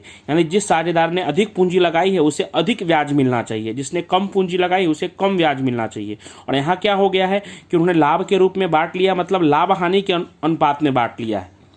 तो वो पूंजी का ब्याज साझेदारों के लिए, उनके लिए तो आपस में लाभ ही है, लेकिन वो जो ब्याज है पूंजी का ब्याज, वो उनके पूंजी के प्रमाण में बंटना चाहिए, और जो पीढ़ी का लाभ होता है वो लाभ हानि के अनुपात में बंटना चाहिए। चलिए देखते हैं, उदाहरण में भी ऐसे ही विवरण लिखकर तीनों साझेदारों का नाम लिखा हुआ है और कुल लिखा हुआ है। सबसे पहले पूंजी जो ऊपर दिया हुआ है 40,000, 30,000, 80,000, ऐसे उसे दर्शा भी सकते हैं। जैसे मैंने आपको बताया कि साझेदार का नाम दर्शाने लिखने के बाद पूंजी 40,000, 30,000 और 80,000 अपनी जानकारी के लिए। अब सही असर हमारा क्या है? 12% ब्याज गिनना है, तो 40,000 का 12% 4800, 30,000 का 12% 3600 और 80,000 का 12% 9,600। अब माइनस गलत असर, तो गलत असर में हम लोग देखेंगे तो ये जो इनका कुल ब्याज है वो कितना है? 18,000, और लाभ हानि का अनुपात नहीं दिया हुआ है तो क्या माना जाएगा? समान। तो 18,000 को 3 समान हिस्से में बांटेंगे तो 6,000, 6,000 और 6,000। 4800 में से 6,000 घटाएंगे तो -1200, 3600 में से 6,000 घटाएंगे तो -2400, और 9,600 में से 6,000 घटाएंगे तो 3600। इस तरह से राम का -1200, लक्ष्मण का -2400 और सीता का 3600। अब भूल सुधार प्रविष्टि लिखेंगे, तो जैसा मैंने आपको पहले भी बताया कि जो माइनस में आएगा वो उधार, तो राम का माइनस में आया तो राम के पूंजी खाते उधार 1200, लक्ष्मण का भी माइनस में आया तो लक्ष्मण के पूंजी खाते उधार 2400, और सीता का प्लस में आया तो सीता के पूंजी खाते जमा 3600। इस तरह से आप यहाँ पे भी देख सकते हैं कि तीनों का योग क्या होगा? 0 होगा। तो फिर से आपको एक बार रिपीट कर दूं कि भूल सुधार प्रविष्टि एकदम आसान है। उसमें करना क्या है? तो सबसे पहले साझेदार का नाम, कुछ विवरण अगर दिया हुआ है जैसे कि पूंजी या आहरण अगर पहले से दिया हुआ है तो वो लिख देना है। फिर सही असर, और सही असर में से गलत असर माइनस करने के बाद अगर आपका उत्तर माइनस में आता है तो उस साझेदार के पूंजी या चालू खाते उधार होगा, और प्लस में आता है तो उस साझेदार के पूंजी या चालू खाते जमा होगा। उसमें हमने भूल सुधार प्रविष्टि के बारे में सीखा था। आज भी हम भूल सुधार प्रविष्टि का भी एक सवाल करने वाले हैं। कल जो हमने सवाल सीखा था वो पूंजी पर ब्याज से संबंधित था, आज आहरण पर ब्याज का है। तो ये देखते हैं सवाल। लता, गीता और प्रवीणा एक साझेदारी पीढ़ी के साझेदार है। लाभ का वितरण करने के बाद मालूम पड़ा कि आहरण पर ब्याज क्रमशः 2700, 1200 और 1500 गिनना रह गया है। भूल सुधार प्रविष्टि कल हमें पूंजी दिया हुआ था, पूंजी पर ब्याज का दर दिया हुआ था। आज और भी अच्छा है कि हमें डायरेक्ट आहरण का ब्याज ही दे दिया है, लेकिन दिक्कत क्या हुई है? तो लाभ का वितरण करने के बाद हमें ये मालूम पड़ा कि आहरण का ब्याज 2700, 1200 और 1500 गिनना रह गया। चलिए देखते हैं आंसर। साझेदार लता को मैंने L नाम दिया है, गीता को G और प्रवीणा को P। उनके बीच लाभ हानि वितरण का अनुपात नहीं दिया हुआ है, इसलिए हमने समान अनुपात रखा है, 1:1:1। सही असर मैंने आपको पहले बताया कि पहले आपको लिखना है सही असर। तो सही असर क्या है भाई? आहरण का ब्याज गिनना चाहिए। तो आहरण का ब्याज 2700, 1200 और 1500। आप देखेंगे तो मैंने माइनस लगाया है, -2700, -1200, -1500। ऐसा इसलिए क्योंकि पूंजी का ब्याज साझेदारों के लिए लाभ है, लेकिन आहरण का जो ब्याज है वो साझेदारों के लिए खर्च या नुकसान है। तो लाभ को अगर हम प्लस में दिखाते हैं तो नुकसान को हमें माइनस में दिखाना पड़ेगा, इसलिए आहरण के ब्याज को माइनस में लिखा है, -2700, -1200 और -1500। अब माइनस गलत असर, तो गलत असर में उन्होंने क्या किया है? कुल ब्याज जो 5400 है, इस 5400 को उन्होंने लाभ हानि के अनुपात में बांट लिया है, और लाभ हानि का अनुपात नहीं दिया हुआ है, इसलिए समान अनुपात में बांट लिया है। 5400 को जब आप समान अनुपात में बांटेंगे तो 1800, 1800 और 1800 ऐसे 3 हिस्से आएंगे। अब प्लस माइनस करते हैं तो -2700 में प्लस 1800 आप घटाएंगे तो -900 आएगा। -1200 में से प्लस 1800 घटाएंगे तो प्लस 600 आएगा। -1500 प्लस 1800 करेंगे तो प्लस 300 आएगा। जो हमारा पहला नियम है कि जिस साझेदार का रकम माइनस क्या है उसके पूंजी खाते या चालू खाते उधार होगा। एल का रकम माइनस में आया है तो एल के पूंजी खाते उधार 900, जी और बी का प्लस में आया है तो जी के पूंजी खाते प्लस 600 और बी के पूंजी खाते का 300। इस तरह से ये हमारा भूल सुधार का पॉइंट क्लियर हुआ। एक और सवाल देखते हैं, ये भी इंटरेस्टिंग सवाल है, इसमें कोई नियम तो नहीं लगेगा लेकिन थोड़ा ध्यान से देखिएगा। मुकेश, धवल और विनोद एक पेढ़ी के साझेदार हैं, कौन से अनुपात में लाभ हानि बांटने वाले साझेदार हैं? ये नहीं दिया हुआ है, फिर से वही कि समान हिस्से में लाभ हानि बांटने वाले साझेदार होंगे। उनके पूंजी का प्रमाण 4:2:3 है, या आपको कंफ्यूज करने के लिए दिया होता है क्योंकि लाभ हानि हमेशा लाभ हानि के प्रमाण में ही बांटा जाता है न कि पूंजी के प्रमाण में। वो आपको दिया होता है कि आपसे गलती हो लेकिन आप थोड़ा ध्यान रखिएगा। मुकेश को लाभ में से कम 35,000, ध्यान रखिएगा इसको, मुकेश को लाभ में से कम 35,000 मिलेंगे ही, ऐसी गारंटी धवल और विनोद ने दी है। यानी मुकेश जो तीसरा साझेदार है, पहला साझेदार है, उसको धवल और विनोद ने गारंटी दिया है कि आपको लाभ में से कम 35,000 मिलेगा। ऐसी गारंटी लेनी है। 35,000 से कम मिलता है तो जितनी भी रकम कम होगी वो धवल और विनोद लाकर देंगे, अपने लाभ में से वो देंगे। यदि वर्ष के अंत में पेढ़ी का लाभ 90,000 हुआ हो तो साझेदारों के बीच लाभ का वितरण किस प्रकार से होगा? तो सबसे पहले तो हम क्या करेंगे कि 90,000 जो लाभ है, 90,000 लाभ उसको बांटेंगे। उसको बांटने के लिए उनके बीच का लाभ हानि का अनुपात नहीं दिया हुआ था, इसमें कौन सा अनुपात था? समान अनुपात था। तो समान अनुपात में अगर 90,000 को बांटेंगे तो मुकेश के हिस्से में 30,000, धवल के हिस्से में 30,000 और विनोद के हिस्से में 30,000, इस तरह से आएगा। अब गारंटी किसको मिला हुआ है? तो मुकेश को मिला हुआ है।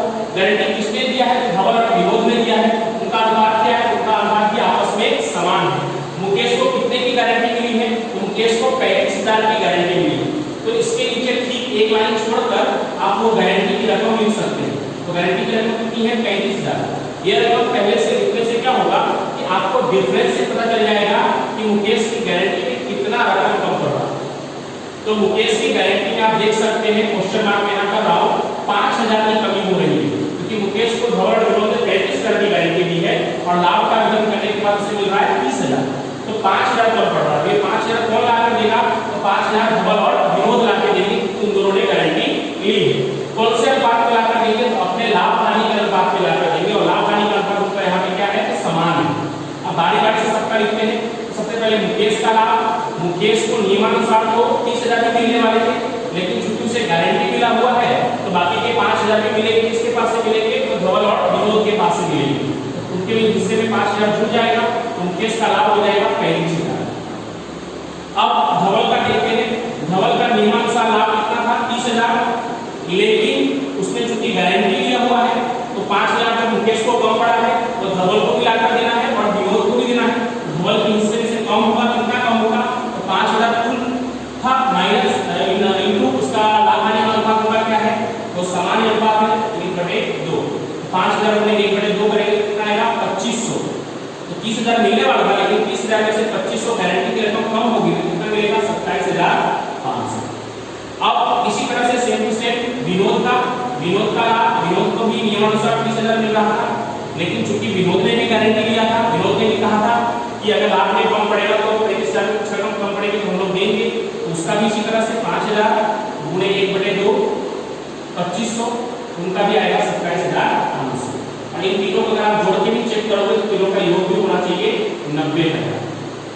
तो इस तरह से ऐसे सवालों को करने के सबसे पहले जिस व्यक्ति को गारंटी मिला है उसके लिए 2 लाइन छोड़ना है आपको और उसके नाम के लिए 2 लाइन छोड़कर तीसरे लाइन में गारंटी की रकम लिखनी है। पहला स्टेप। दूसरे स्टेप में आपको लाभ का वितरण करके चेक करना है कि उसको कितना लाभ मिल रहा है और तीसरे स्टेप में अपने आप आपको मालूम पड़ जाएगा कि कितना रकम कम पड़ रहा है और जितना रकम कम पड़ेगा उतना उस व्यक्ति में तो जुड़ जाएगा लेकिन जिन लोगों ने गारंटी लिया है उन लोगों में से उतनी रकम माइनस हो जाएगी। कौन से अनुपात में माइनस हो जाएगी? उनके लाभ हानि के अनुपात में माइनस हो जाएगा। अब अगले वीडियो में हम बाकी के सवालों को देखेंगे, इससे अच्छी तरह से प्रैक्टिस करिएगा। तब तक के लिए Vande Mataram friends. Last video में हमने गारंटी वाला एक सवाल देखा था, एक उसी का उदाहरण देखते हैं। उदाहरण नंबर 9। यूसुफ, हारून और कोड़ा वाला 3:2:1 के अनुपात में लाभ हानि बांटने वाले साझेदार है। ध्यान दीजिएगा, यहाँ लाभ हानि का अनुपात दिया हुआ है 3:2:1 में लाभ हानि बांटने वाले साझेदार है। कोड़ा वाले को लाभ में से कम 36,000 मिलेगा ही, यानी तीसरा वाला जो साझेदार है कोड़ा वाला, उसको लाभ में से 36,000 मिलेगा ही, ऐसी गारंटी यूसुफ और हारून ने दी है। यदि 31/3/16 को पूरे होने वाले वर्ष का पीढ़ी का लाभ 1,80,000 हो तो साझेदारों के बीच लाभ का बंटवारा कैसे होगा। तो सबसे पहले मैंने आपको क्या कहा कि आपको साझेदार का नाम लिखना है। तो साझेदार का नाम लिख रहे हैं, यूसुफ को हमने वाई नाम दिया है, हारून को एच और कोड़ा वाला को के। उनका लाभ हानि का अनुपात दिया हुआ है 3:2:1। सबसे पहले जिस बंदे को गारंटी मिला है उस बंदे के नीचे, उस व्यक्ति के नीचे गिनकर 2 लाइन छोड़ना है और तीसरे लाइन में उसकी गारंटी की रकम लिख देना है। तो हमने कोड़ा वाले के नीचे 2 लाइन छोड़ा और तीसरे लाइन में गारंटी की रकम लिख दी 36,000। अब क्या बताया था मैंने आपको कि सबसे पहले तो हम लाभ बांटकर चेक करेंगे, तब हमें मालूम पड़ेगा कि उसे सच में कितना लाभ मिल रहा है। तो पीढ़ी का लाभ दिया हुआ था 1,80,000। 1,80,000 को 3:2:1 में जब आप बांटेंगे तो 1,80,000 गुणे 3/6 करेंगे तो 90,000। 1,80,000 गुणे 2/6 करेंगे तो 60,000 और 1,80,000 गुणे 1/6 करेंगे तो 30,000 आएगा।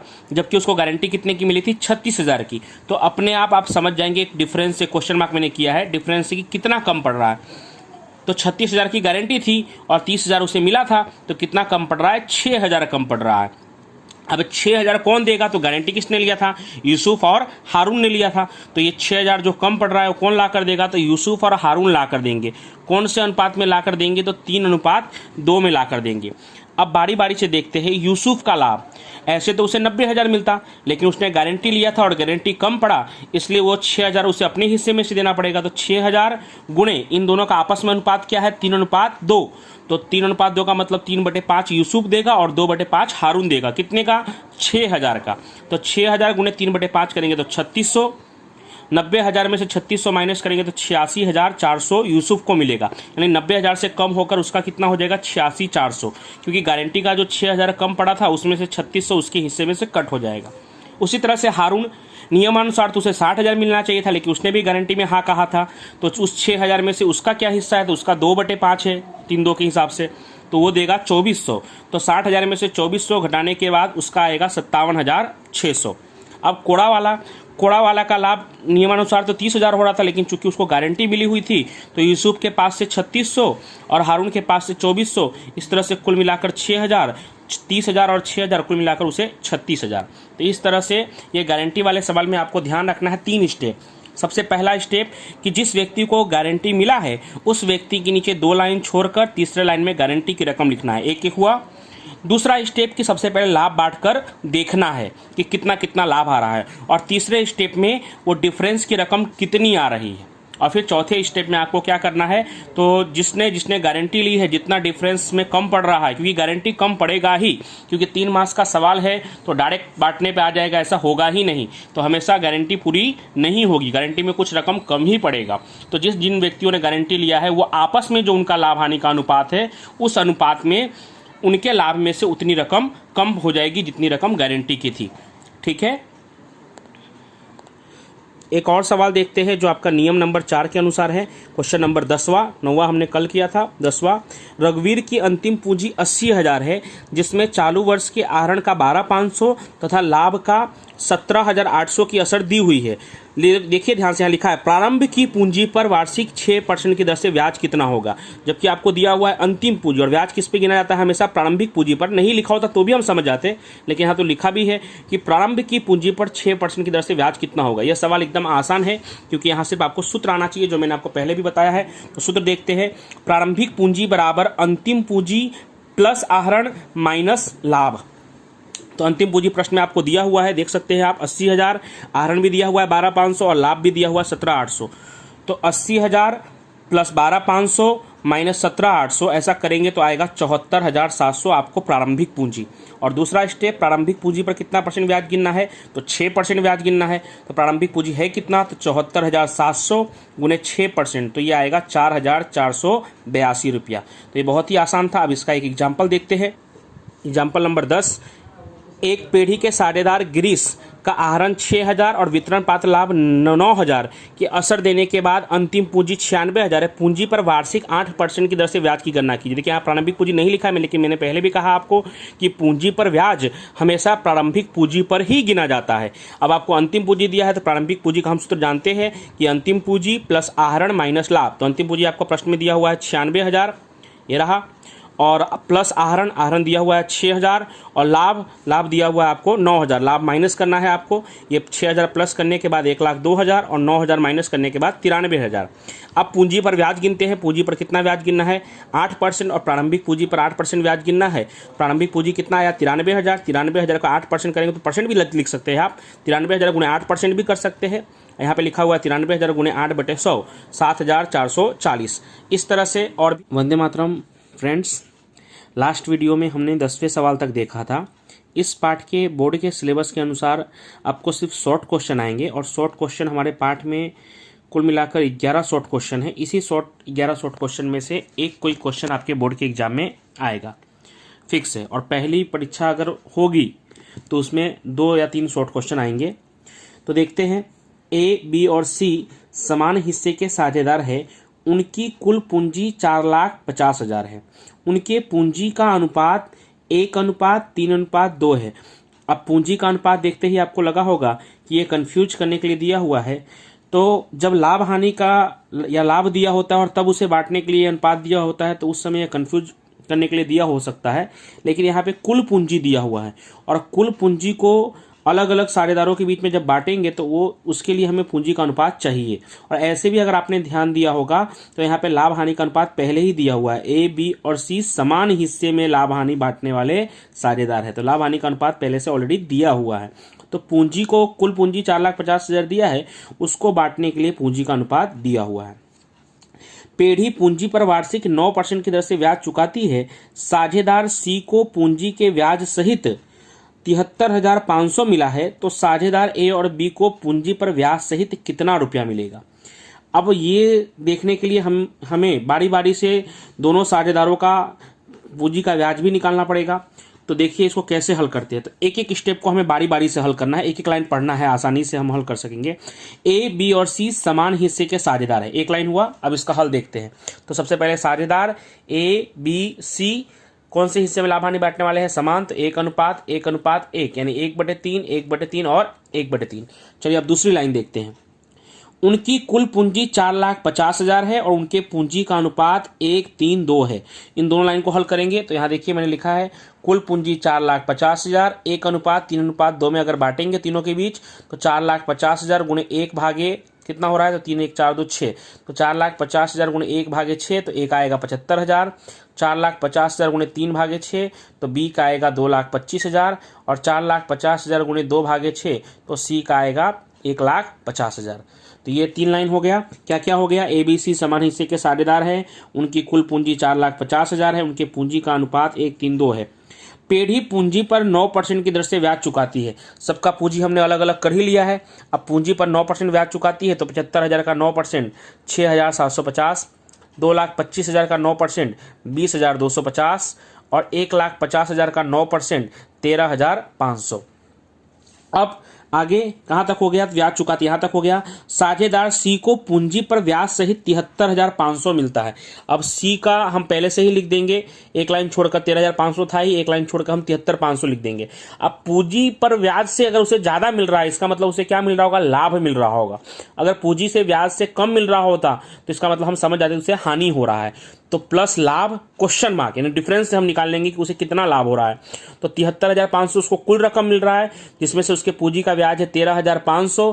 73,500 में से जब आप 13,500 घटाएंगे तो डिफरेंस से रकम मिलेगा। देखिए मैंने क्वेश्चन मार्क भी किया है, डिफरेंस से रकम मिलेगा 60,000।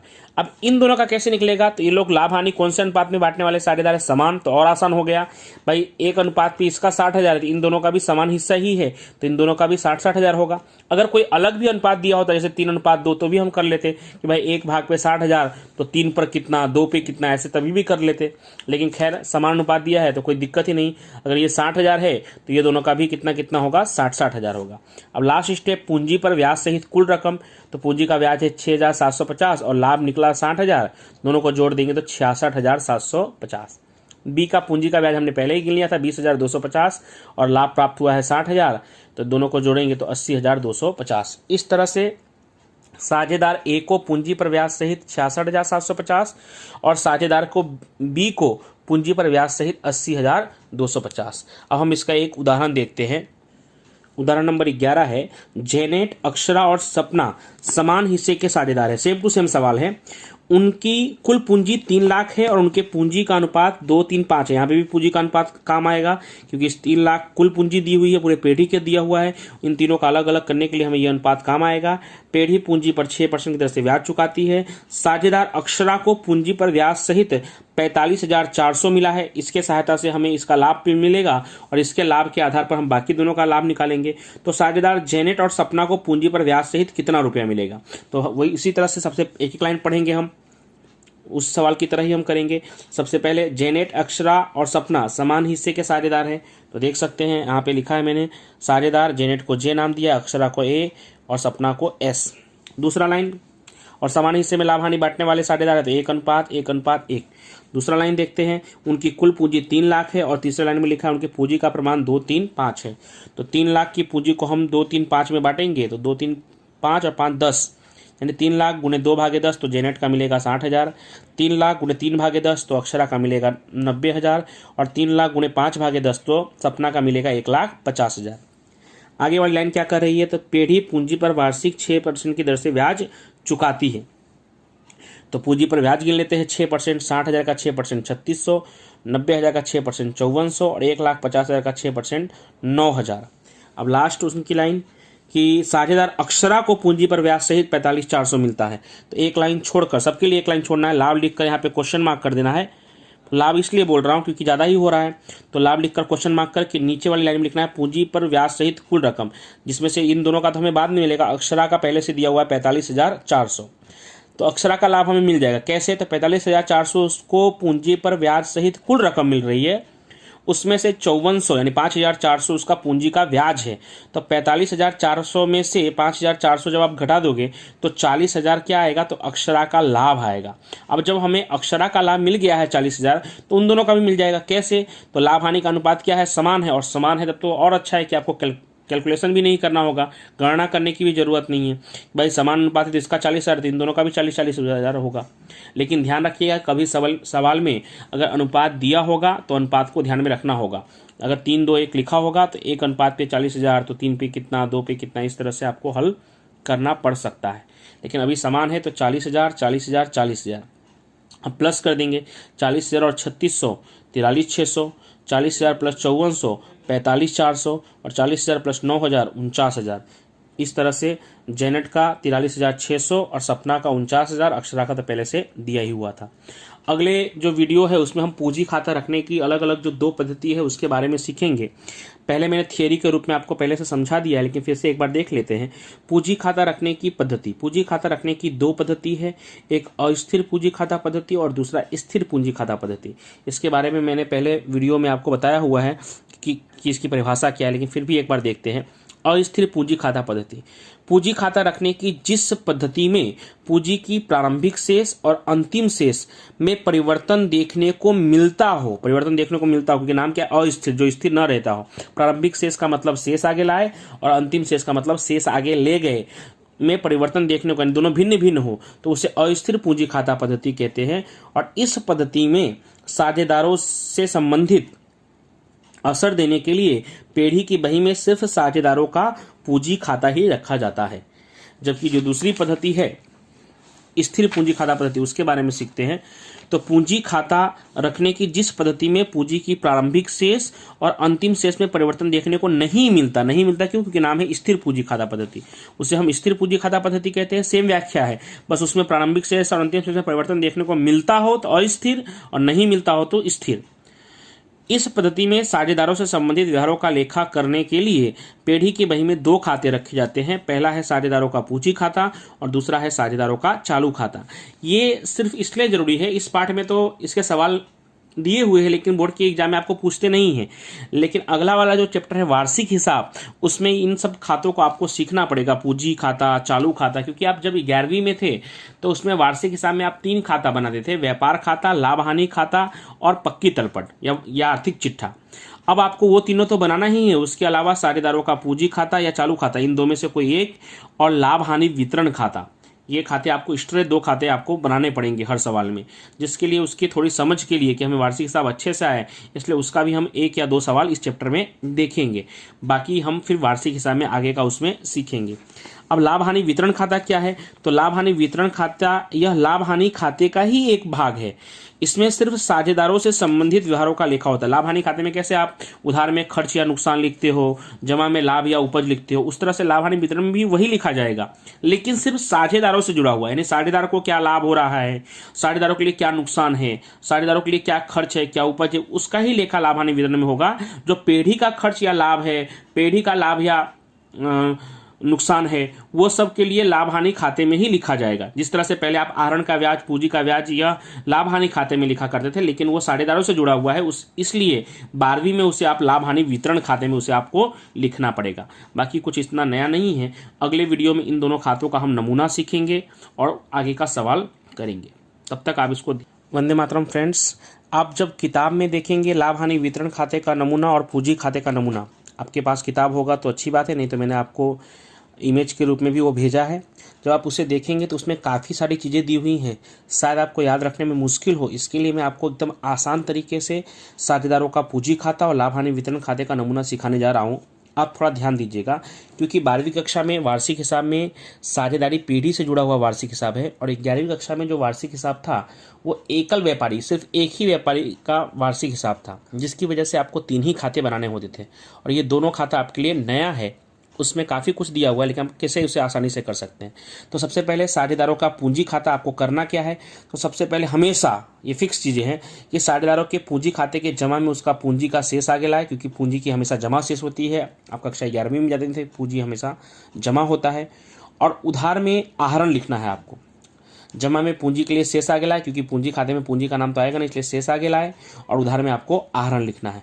अब जो भी साझेदार होंगे, यहाँ पे मैंने ए और बी नाम लिया है, जो भी नाम दिया होगा उस नाम के सामने जिसका जितना पूंजी होगा उतना लिख देना है, और आहरण जिसका जितना होगा उतना लिख देना है। ये सिर्फ शेष है, इसके लिए इसकी एक ही असर होगी, और बाकी समायोजन दिया होगा। और आप जानते हैं कि समायोजनों की 2 असर होती है।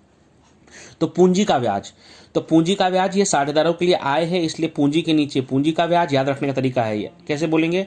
पूंजी के नीचे पूंजी का ब्याज, आहरण के नीचे आहरण का ब्याज।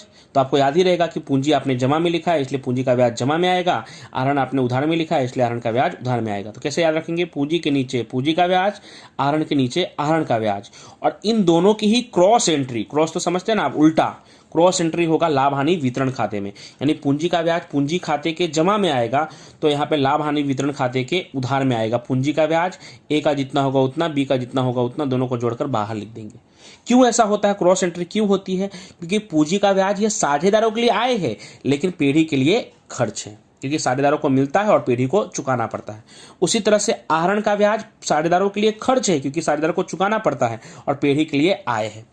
चलिए पहले इतने को याद करने की कोशिश करते हैं। सबसे पहले आप पूंजी खाते के जमा में शेष आगे लाए, उधार में आहरण लिखेंगे। जो पहले से इस प्रश्न में आपको दिया होता है उसकी एक ही असर होगी, क्योंकि वो समायोजन में नहीं होता। और बाकी सब चीज़ें, पूंजी का ब्याज, आहरण का ब्याज, साझेदार का वेतन, बोनस, कमीशन, ये सब समायोजन में दिया होगा।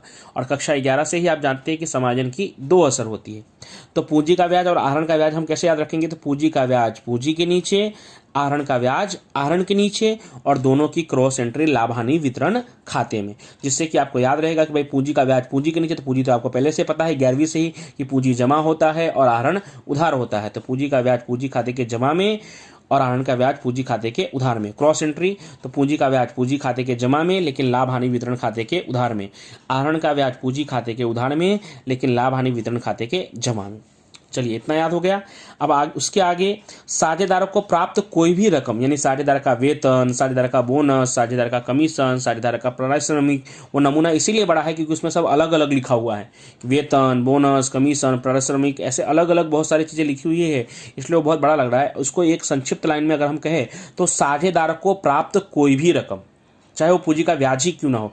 उसके अलावा उस साझेदार को प्राप्त होने वाला वेतन, बोनस, कमीशन, क्योंकि कुछ भी मिलेगा अगर साझेदार को, तो साझेदार को तो लाभ ही होगा, और जब साझेदार को लाभ होगा तो पूंजी खाते के जमा में आएगा। हाँ, अब जिस साझेदार को मिल रहा है, यहाँ पे तो मुझे नहीं मालूम इसलिए दोनों में टिक लगा दिया है, जिस भी साझेदार का नाम लिखा होगा कि भाई राम और श्याम है, तो राम को वेतन मिलने वाला है, तो राम के खाने में जितना वेतन मिलना है, तो 5,000 मासिक मिलने वाला है, तो 5,000 गुणे 12 करके 60,000 लिख देंगे राम के खाने में। श्याम को अगर नहीं मिलने वाला है तो श्याम के खाने में डैश कर देंगे। श्याम को कमीशन मिलने वाला है और राम को नहीं मिलने वाला, तो श्याम के खाने में कमीशन लिखेंगे और राम के खाने में डैश करेंगे। तो साझेदार को प्राप्त कोई भी रकम, चाहे उनका वेतन हो, बोनस हो, कमीशन हो या पारिश्रमिक हो, कोई भी रकम पूंजी खाते के जमा में, और जैसे ही पूंजी खाते के जमा में आए, मैंने तुरंत कहा कि क्रॉस एंट्री कहाँ होगा, लाभ हानि वितरण खाते के उधार में, क्योंकि अगर साझेदारों के लिए आय है, लाभ है, तो पीढ़ी के लिए उल्टा होगा, वो क्या होगा, खर्च होगा। 1 नंबर के क्वेश्चन में पूछते भी है कि पूंजी का ब्याज साझेदारों के लिए क्या है, तो लाभ है या उपज है, ऐसा बोल सकते हैं। और पीढ़ी के लिए क्या है, खर्च या नुकसान है। आहरण का ब्याज साझेदारों के लिए खर्च या नुकसान है, लेकिन पीढ़ी के लिए आय है। तो साझेदार को प्राप्त कोई भी रकम यहाँ पे जमा में आएगा, तो यहाँ पे कहाँ आएगा, उधार में आएगा। इतनी सी ही एंट्री है। उसके बाद लाभ हानि वितरण खाता बंद होगा। जैसे लाभ हानि खाता बंद होता था, जिस तरफ का योग ज़्यादा आएगा उसके विरुद्ध तरफ डिफरेंस से निकलेगा। तो अगर जमा का योग अगर अधिक आया तो यहाँ पे जो लाभ आएगा वो कहलाएगा वितरण पात्र लाभ, वो कहलाएगा वितरण पात्र लाभ। आप शुद्ध लाभ बोलते थे लाभ हानि खाते में, तो वो अभी भी बोलना है। और जो लाभ हानि वितरण खाते में आएगा वो वितरण पात्र लाभ कहलाएगा। वहाँ पे बांटना नहीं होता था, क्योंकि एक ही व्यक्ति मालिक होता था। यहाँ पे बांटना पड़ेगा।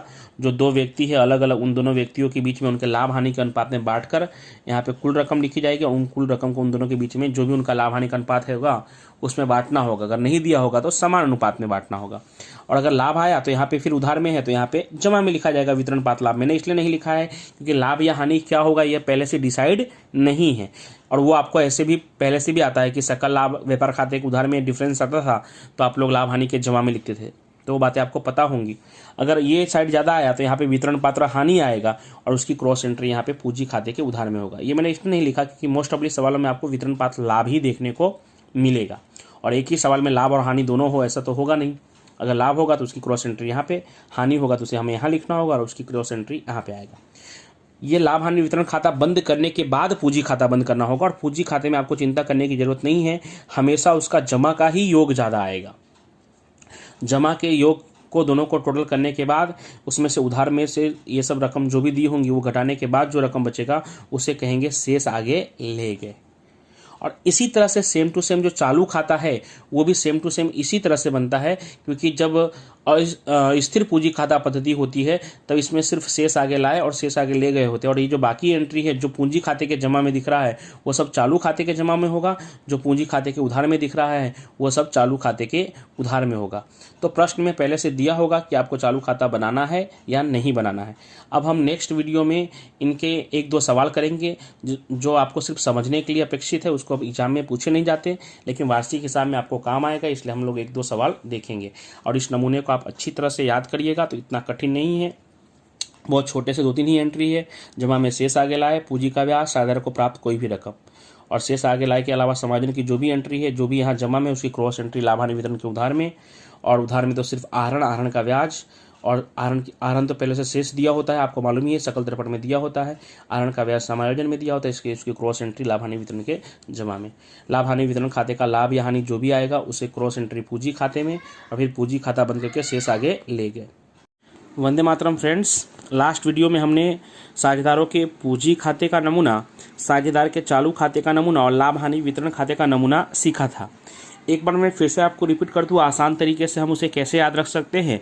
तो साझेदार के पूंजी खाते के जमा में पूंजी की शेष आगे लाए और उधार में आहरण की शेष, ये लिखेंगे, और इसकी एक ही असर होगी क्योंकि ये सकल तलपट में या प्रश्न में जानकारी के रूप में शेष के रूप में दिया होता है, इसलिए। उसके बाद समायोजन जितने भी होंगे उन सब की 2 असर होंगी। तो कहाँ कहाँ होंगी, तो पूंजी का ब्याज या साझेदार को प्राप्त कोई भी रकम, साझेदार का वेतन, बोनस, कमीशन, यह सब पूंजी खाते के जमा में और क्रॉस एंट्री लाभ हानि वितरण खाते के उधार में। जबकि आहरण का ब्याज यह पूंजी खाते के उधार में और लाभ हानि वितरण के जमा में आएगा। उसके बाद लाभ हानि वितरण खाता बंद करके वितरण पात्र लाभ या वितरण पात्र हानि, जिस तरह से कक्षा 11 में आप सकल लाभ या सकल हानि निकालते थे उसी तरह से निकालना है वितरण पात्र लाभ या वितरण पात्र हानि। बस फर्क इतना है कि कक्षा 11 में एक ही व्यक्ति धंधे का मालिक होता था, इसकी वजह से हम उसे एक ही व्यक्ति के बीच में बांटते थे, लेकिन कक्षा 12 में साझेदारी पेढ़ी का हिसाब है तो उसमें 2 या उससे अधिक साझेदार होंगे तो उनके बीच में हमें उसे बांटना होगा उनके लाभ हानि के प्रमाण में, और उसकी क्रॉस एंट्री हम पूंजी खाते में देंगे। चलिए अब देखते हैं क्वेश्चन नंबर 8।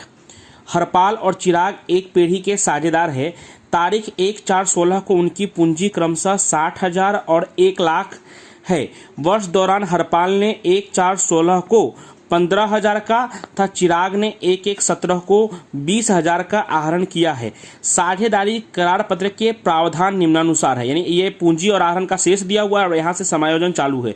पूंजी पर वार्षिक 12% ब्याज गिनना है, आहरण पर वार्षिक 9% ब्याज वसूल करना है, और तीसरा, हरपाल को पेढ़ी में सक्रिय काम करने के बदले मासिक महीने का 1,000 वेतन देना है तथा चिराग को वितरण पात्र लाभ का 5% कमीशन देना है। हरपाल ने तारीख 1/12/16 के रोज पेढ़ी को 30,000 की लोन दी है। साझेदारी करार पत्र में लोन के ब्याज के संबंध में कोई उल्लेख नहीं है। वो लोन पर वार्षिक 11% की दर से ब्याज की मांग करता है। खैर ये दोनों लाइन आपके लिए कोई महत्वपूर्ण नहीं है, क्योंकि लोन का ब्याज यह पेढ़ी का खर्च है, ये लाभ हानि खाते में आता है और लाभ हानि खाता यहाँ पे बनाने को ही नहीं कहा होगा। तारीख 31/3/17 को पूरे होने वाले वर्ष का उपरोक्त प्रावधान करने से पहले का और हरपाल के लोन पर ब्याज गिनने के बाद का पेढ़ी का लाभ 79,400 है। उपरोक्त जानकारी पर से पेढ़ी का लाभ हानि वितरण खाता और साझेदार का पूंजी खाता, देखिए स्पष्ट लिखा है, लाभ हानि वितरण खाता और साझेदारों का पूंजी खाता तैयार कीजिए। चलिए अब हम एक एक लाइन को पढ़ेंगे और फिर हम लोग बनाएंगे। सबसे पहले हम लाभ हानि वितरण खाता और पूंजी खाता बना लेंगे। तो लाभ हानि वितरण खाते का नमूना विवरण रकम, ये लेफ्ट साइड उधार, राइट साइड जमा। पूंजी खाते में तारीख का कॉलम तारीख, विवरण हरपाल के लिए H लिखा है और चिराग के लिए C लिखा है, ऐसे 2 कॉलम बनाए हैं। फिर वापस तारीख, विवरण हरपाल के लिए H, चिराग के लिए C, यहाँ से लेकर यहाँ तक जमा साइड और इस तारीख से लेकर यहाँ तक उधार साइड। अब एक एक लाइन पढ़ेंगे और उससे हल करेंगे। सबसे पहला लाइन, हरपाल और चिराग एक पेढ़ी के साझेदार हैं। तो हरपाल को हमने H नाम दिया है और चिराग को C नाम दिया है। एक पेढ़ी के साझेदार है। कौन से हिस्से में लाभ हानि बांटने वाले साझेदार है तो नहीं दिया हुआ है, तो ऐसा मान लेंगे समान हिस्से में लाभ हानि बांटने वाले साझेदार हैं। चलिए दूसरा लाइन देखते हैं। तारीख 1/4/16 को उनकी पूंजी क्रमशः 60,000 और 1 लाख है। तो मैंने क्या बताया था आपको कि पूंजी खाते के जमा में जाकर आपको लिखना है, तारीख क्या है 1/4/16, शेष आगे लाए 60,000 हरपाल का और चिराग का 1 लाख। सिर्फ एक ही एंट्री होगी क्योंकि शेष दिया है। वर्ष दौरान हरपाल ने 1/4/16 को 15,000 का और चिराग ने 1/1/17 को 20,000 का आहरण किया है। पूंजी की हमेशा जमा बाकी होती है इसलिए जमा में शेष आगे लिखे हैं, और आहरण की उधार बाकी होती है इसलिए आहरण उधार में लिखेंगे, लेकिन 2 बार लिखना पड़ेगा क्योंकि उसकी तारीख अलग अलग है। 1/4/16 को आहरण हरपाल ने किया है 15,000 का, 1/4/16 को चिराग का आहरण डैश क्योंकि उसने नहीं किया था, 1/1/17 को आहरण किया है किसने, चिराग ने 20,000 का, हरपाल का उस दिन डैश। अलग अलग तारीख है इसलिए अलग अलग लिखा है। अगर 1/4/16 को ही दोनों ने किया होता तो दोनों का हम साथ में लिख देते। तो ये शेष का हो गया है। फिर से एक बार समझ लीजिए, हरपाल और चिराग साझेदार है, अनुपात नहीं दिया था इसलिए 1:1। पूंजी की शेष आगे लाए, दोनों के दिया हुआ था, क्रमशः 60,000 और 1 लाख लिख दिया हमने देखकर 1/4/16 के दिन। 1/4/16 के दिन हरपाल का आहरण दिया था 15,000 और 1/1/17 को चिराग का आहरण दिया है 20,000। इनकी एक ही एंट्री हुई। अब 3 समायोजन दिए, तीनों की 2-2 एंट्री होगी। पहला, पूंजी पर वार्षिक 12% ब्याज गिनना है। आसान तरीका क्या बताया था मैंने आपको, पूंजी का ब्याज पूंजी के नीचे, आहरण का ब्याज आहरण के नीचे, और उसकी क्रॉस एंट्री लाभ हानि वितरण खाते में। तो पूंजी का ब्याज कहाँ पे, पूंजी के नीचे। कौन सी तारीख को, 31/3/17। ऐसा क्यों, जो वर्ष 1/4/16 को शुरू होगा वो खत्म कब होगा, 31/3/17 को। तो अब जितने भी तारीख आएंगे सब 31/3/17 ही आएंगे क्योंकि वर्ष हमारा 1/4/16 को शुरू हुआ है। तो पूंजी पर ब्याज 60,000 का 12% करेंगे तो 7200 और 1 लाख का 12% करेंगे तो 12,000। और तुरंत इसकी क्रॉस एंट्री बिना भूले, यहाँ पे जमा में लिखा है तो यहाँ पे उधार में पूंजी का ब्याज हरपाल का 7200 और चिराग का 12,000, दोनों को मिलाकर 19,200। दूसरा समायोजन देखते हैं। आहरण पर 9% ब्याज वसूल करना है तो पूंजी का ब्याज पूंजी के नीचे, आहरण का ब्याज आहरण के नीचे। तो आहरण का ब्याज, अब इसे कैसे गिनेंगे, तो आहरण पे कितना % ब्याज गिनने के लिए कहा है, तो आहरण पे 9% ब्याज गिनने के लिए कहा है। तो पहला वाला क्या है, हरपाल, उसका कितना आहरण है 15,000, तो 15,000 का 9% करेंगे तो कितना आएगा 1,350। लेकिन चिराग का ध्यान दीजिएगा, चिराग का 20,000 का 9% तो करेंगे लेकिन इसका 3 ही महीने का होगा क्योंकि 1/1/17 से 31/3/17 तक 3 ही महीना होता है। 1416 से हरपाल का था तो उसका पूरे साल का ब्याज आएगा, लेकिन चिराग का आहरण कब किया है उसने, 1/1/17 को किया है। हमारा वर्ष कब खत्म होता है, 31/3/17 को, यानी 3 महीने का ही आहरण है। और 3 महीने का आहरण है तो 20,000 गुणे 9% तो करेंगे, लेकिन गुणे 3/12, तब आपका आएगा 450। याद रखिएगा, मैं यहाँ पे लिख भी दे रहा हूँ, ऐसा हो तो 20,000 गुणे 9% तो करेंगे, लेकिन गुणे 3/12, क्योंकि 3 ही महीने का है, तो इसका आएगा 450। तीसरा समायोजन देखते हैं, हरपाल को पेढ़ी में सक्रिय, और हाँ, आहरण के ब्याज की क्रॉस एंट्री करना रह गया, वो ध्यान रखिएगा। तो आहरण का ब्याज यहाँ पे कहाँ पे है, उधार में, तो लाभ हानि वितरण के कहाँ पे आएगा, जमा में। आहरण का ब्याज हरपाल का 1350, चिराग का 450, 1800। ऊपर दोनों तरफ एक एक लाइन छोड़ना है लाभ या हानि के लिए। प्रश्न के अंतिम में लाइन में दिया होगा, लाभ दिया होगा तो जमा में, और हानि दिया होगा तो उधार में। जैसे सकल लाभ सकल हानि के लिए आप लाभ हानि खाते में एक एक लाइन छोड़ते थे, उसी तरह से शुद्ध लाभ या शुद्ध हानि के लिए लाभ हानि वितरण खाते के दोनों साइड एक एक लाइन छोड़ना होगा।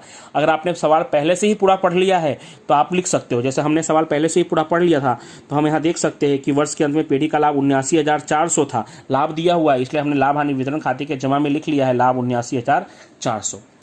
चलिए अब फिर से तीसरा समायोजन फिर से देखते हैं। हरपाल को पेढ़ी में सक्रिय काम करने के बदले मासिक 1,000 वेतन देना है। तो मैंने बताया था आपको, साझेदार को मिलने वाला कोई भी रकम, चाहे वेतन हो, बोनस हो, कमीशन हो, कोई भी, वो पूंजी खाते के जमा में आएगा। तो लिखा मैंने 31/3/17 तारीख, तो वही आएगी अब हमेशा। वेतन मासिक 1,000 है तो वर्ष का कितना होगा, तो 1,000 गुणे 12, क्योंकि एक वर्ष में 12 महीने होते हैं, तो महीने का 1,000 है तो पूरे वर्ष का कितना होगा, तो 1,000 गुणे 12। किसको देना है, तो हरपाल को देना है सिर्फ, तो हरपाल का आएगा 12,000, चिराग के खाने में डैश। और तुरंत इसकी क्रॉस एंट्री, क्योंकि जल्दीबाजी में आगे पढ़ने चले जाते हैं, क्रॉस एंट्री करना रह जाता है। हर समायोजन की 2 असर होगी। जैसे ही यहाँ जमा में आए, इनके लिए हरपाल के लिए आवक है तो पेढ़ी के लिए क्या होगा, खर्च। तुरंत यहाँ पे उधार में लिखेंगे एच का वेतन कितना, तो 12,000। अब आगे क्या लिखा हुआ है, चिराग को वितरण पात्र लाभ का 5% कमीशन देना है, यानी अब जो लाभ बचेगा उसका 5%। अब कितना आएगा वो तो बाद में मालूम पड़ेगा, लेकिन हम कमीशन पहले से लिख कर रख सकते हैं, हरपाल में डैश करके रख सकते हैं, यहाँ पे ऐसे राउंड करके रख सकते हैं। अभी मैंने तो पहले से लिखा हुआ है तो तैयार है, लेकिन हम यहाँ पे राउंड करके रख सकते हैं और फिर चेक करेंगे कितना होगा। तो हम चेक करेंगे तो जमा का ही टोटल ज़्यादा आएगा, क्योंकि लाभ जमा में दिया हुआ है, तो 79,400 और ये 1800 आहरण का ब्याज, इन दोनों को जोड़ेंगे तो 81,200 आएगा। और आपको नियम पता ही है, जो ज़्यादा होता है वो दोनों तरफ लिखते हैं। तो 81,200 यहाँ जमा में है, तो यहाँ उधार में भी हम लिखेंगे 81,200।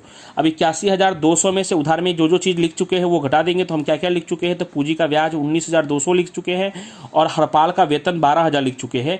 तो इन दोनों को 81,200 में से माइनस करना है, यानी 81,200 में से 19,200 पूंजी का ब्याज माइनस करना है, और हरपाल का कमीशन 12, हरपाल का वेतन 12,000 माइनस करना है। माइनस करने के बाद बचेगा 50,000, यानी 81,200 में से आप 19,200 और 12,000 घटाएंगे तो आपका बचेगा लाभ 50,000। और उन्होंने कहा था कि बाकी जो वितरण पात्र लाभ बचा है उसका 5% कमीशन देना है, तो 50,000 का 5% करेंगे तो 2,500। यहाँ पे उधार में आया तो तुरंत इसकी दूसरी असर कहाँ पे होगी, जमा में। हम कमीशन पहले से लिख के रखे ही थे, कितना, तो 2,500। बस अब आपका सवाल खत्म हो गया, क्योंकि लोन की असर कहीं पे भी आपको देनी नहीं है। देनी तो है, वार्षिक हिसाब में लोन की असर और लोन का ब्याज दोनों आएगा, लेकिन आपको 11वीं से ही पता है कि लोन कहाँ आता है, पूंजी दायित्व में आता है, और लोन का ब्याज कहाँ पे आता है, तो लाभ हानि खाते के उधार में आता है। ना यहाँ पे हमारे पास पक्की तलपट है और न ही हमारे पास यह लाभ हानि खाता है। इसके लिए लाभ हानि वितरण खाता और पूंजी खाता में इसकी कोई असर नहीं होगी, यानी ये 2 लाइन आपके लिए अभी कुछ काम का नहीं है। भविष्य में जब हम वार्षिक हिसाब सीखेंगे तब ये काम का होगा। तो अब हमारा सवाल खत्म हो गया, तो अब इसे हम बंद करते हैं। तो बंद तो हम लोग पहले से ही कर चुके हैं, 81,200 लिख ही चुके हैं। अब 81,200 में हमने यहाँ तक तो घटा ही दिया था।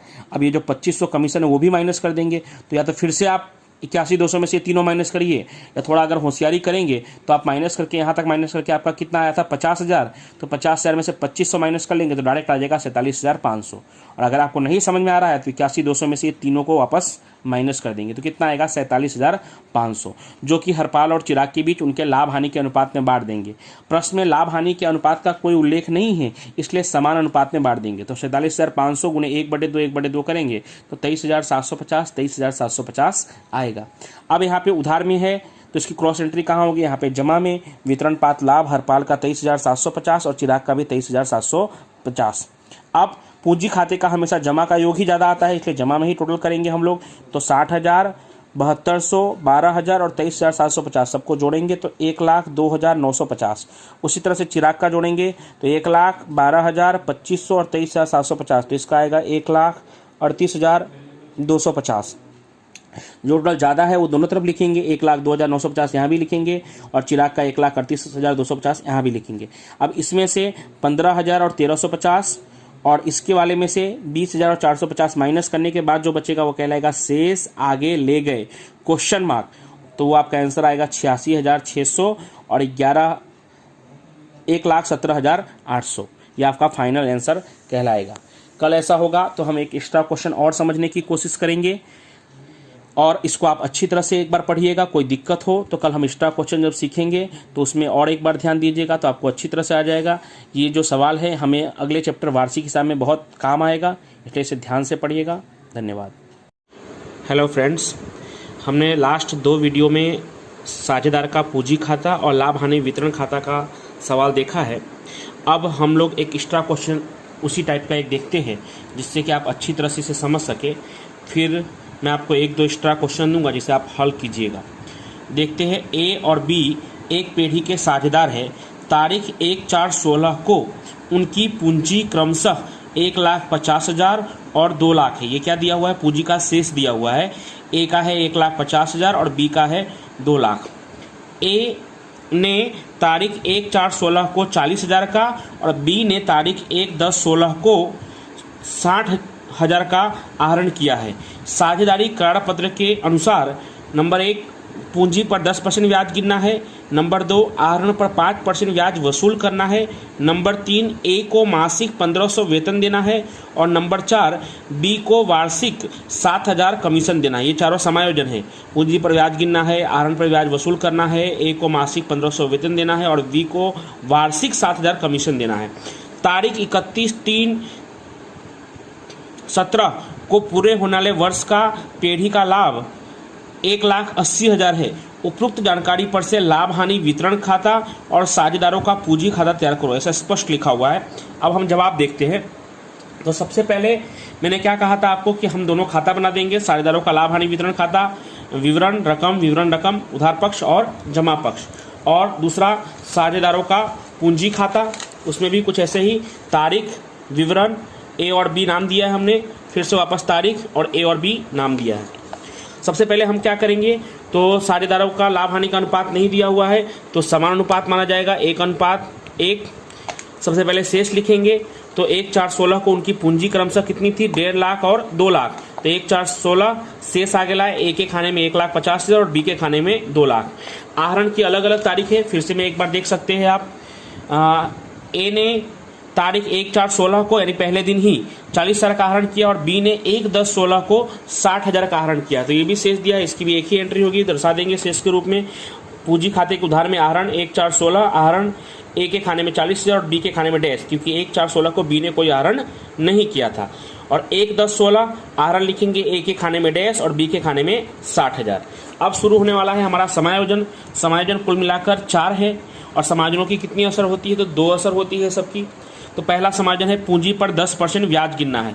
आपको बताया ही था मैंने आसान तरीके से कि पूंजी का ब्याज पूंजी के नीचे, आहरण का ब्याज आहरण के नीचे। याद रखने का तरीका बताया था कि पूंजी का ब्याज पूंजी के नीचे, आहरण का ब्याज आहरण के नीचे, और दोनों की ही क्रॉस एंट्री लाभ हानि वितरण खाते में। तो देखते हैं पूंजी का ब्याज तारीख कौन सा आएगा। तो वर्ष हमारा शुरुआत का तारीख है 1/4/16, तो खत्म कब होगा? 31/3/17 को। पूंजी का ब्याज 10% है तो गिनने की भी इतनी ज़्यादा टेंशन नहीं है। 1,50,000 का 10% करेंगे तो 15,000, 2 लाख का 10% करेंगे तो 20,000। फिर बिना भूले, क्योंकि जल्दीबाजी में आप आगे चले जाते हैं और दूसरी असर देनी रह जाती है, तो यहाँ पे जैसे ही जमा में है वैसे तुरंत लाभ हानि वितरण खाते के उधार में लिखेंगे पूंजी का ब्याज ए का 15,000, बी का 20,000, दोनों मिलाकर 35,000। अब दूसरा है आहरण का ब्याज। तो आहरण के नीचे आहरण का ब्याज तारीख 31/3/17, 1/4/16 से वर्ष शुरू हुआ है तो खत्म कब होगा? 31/3/17। आहरण का ब्याज 40,000 का कितना परसेंट कहा था? यहाँ पे फिर से एक बार देख लेते हैं। आहरण का कितना परसेंट कहा है? 5% ब्याज कहा है। तो 40,000 का 5% पूरे साल का होगा, क्योंकि वर्ष के शुरुआत से ही आहरण किया हुआ है। तो 40,000 का 5% कितना होगा? 2,000। 60,000 का 5% 3,000 होगा, लेकिन कब से किया हुआ है? तो 1/10/16 से किया हुआ है। 1/10/16 से 31/3/17 तक कितना महीना होता है? तो 6 महीना होता है। तो 60,000 का अगर हम लोग 5% करेंगे और 6 महीने का करेंगे तो कितना होगा? 1,500। कैसे करेंगे? तो 60,000 गुणे 5% गुणे 6/12, 1500 आएगा। तो ए का आहरण का ब्याज आया 2000 और बी के आहरण का ब्याज आया 1500। अब इसकी क्रॉस एंट्री देखते हैं, वहां पे उधार में आया है तो लाभ हानि वितरण के कहाँ पे आएगा, जमा में आएगा। तो आहरण का ब्याज ए का 2000 और बी का 1500, दोनों मिलाकर कितना 3500। यहाँ पे लाभ हमने पहले से लिख दिया है क्योंकि लाभ प्रश्न में दिया हुआ था 1,80,000, तो हमने लाभ लिख दिया है 1,80,000। पहला समायोजन हो गया, दूसरा समायोजन हो गया। एक बार फिर से रिपीट कर दूं, पूंजी का ब्याज पूंजी के नीचे, आहरण का ब्याज आहरण के नीचे और दोनों की क्रॉस एंट्री लाभ हानि वितरण खाते में। हाँ, आहरण के ब्याज पर ध्यान रखने वाली बात यह थी कि ए ने तो वर्ष के शुरू से आहरण किया था तो उसका पूरा 5% आया और बी ने 1/10/16 को आहरण किया हुआ था।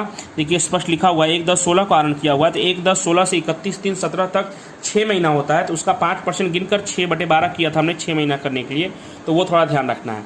तीसरा है ए को मासिक 1500 वेतन देना है। मैंने कहा ही था कि साझेदार को प्राप्त कोई भी रकम, चाहे वो साझेदार का पूंजी का ब्याज हो, वेतन, बोनस, कमीशन, कोई भी रकम पूंजी खाते के जमा में और लाभ हानि वितरण खाते के उधार में।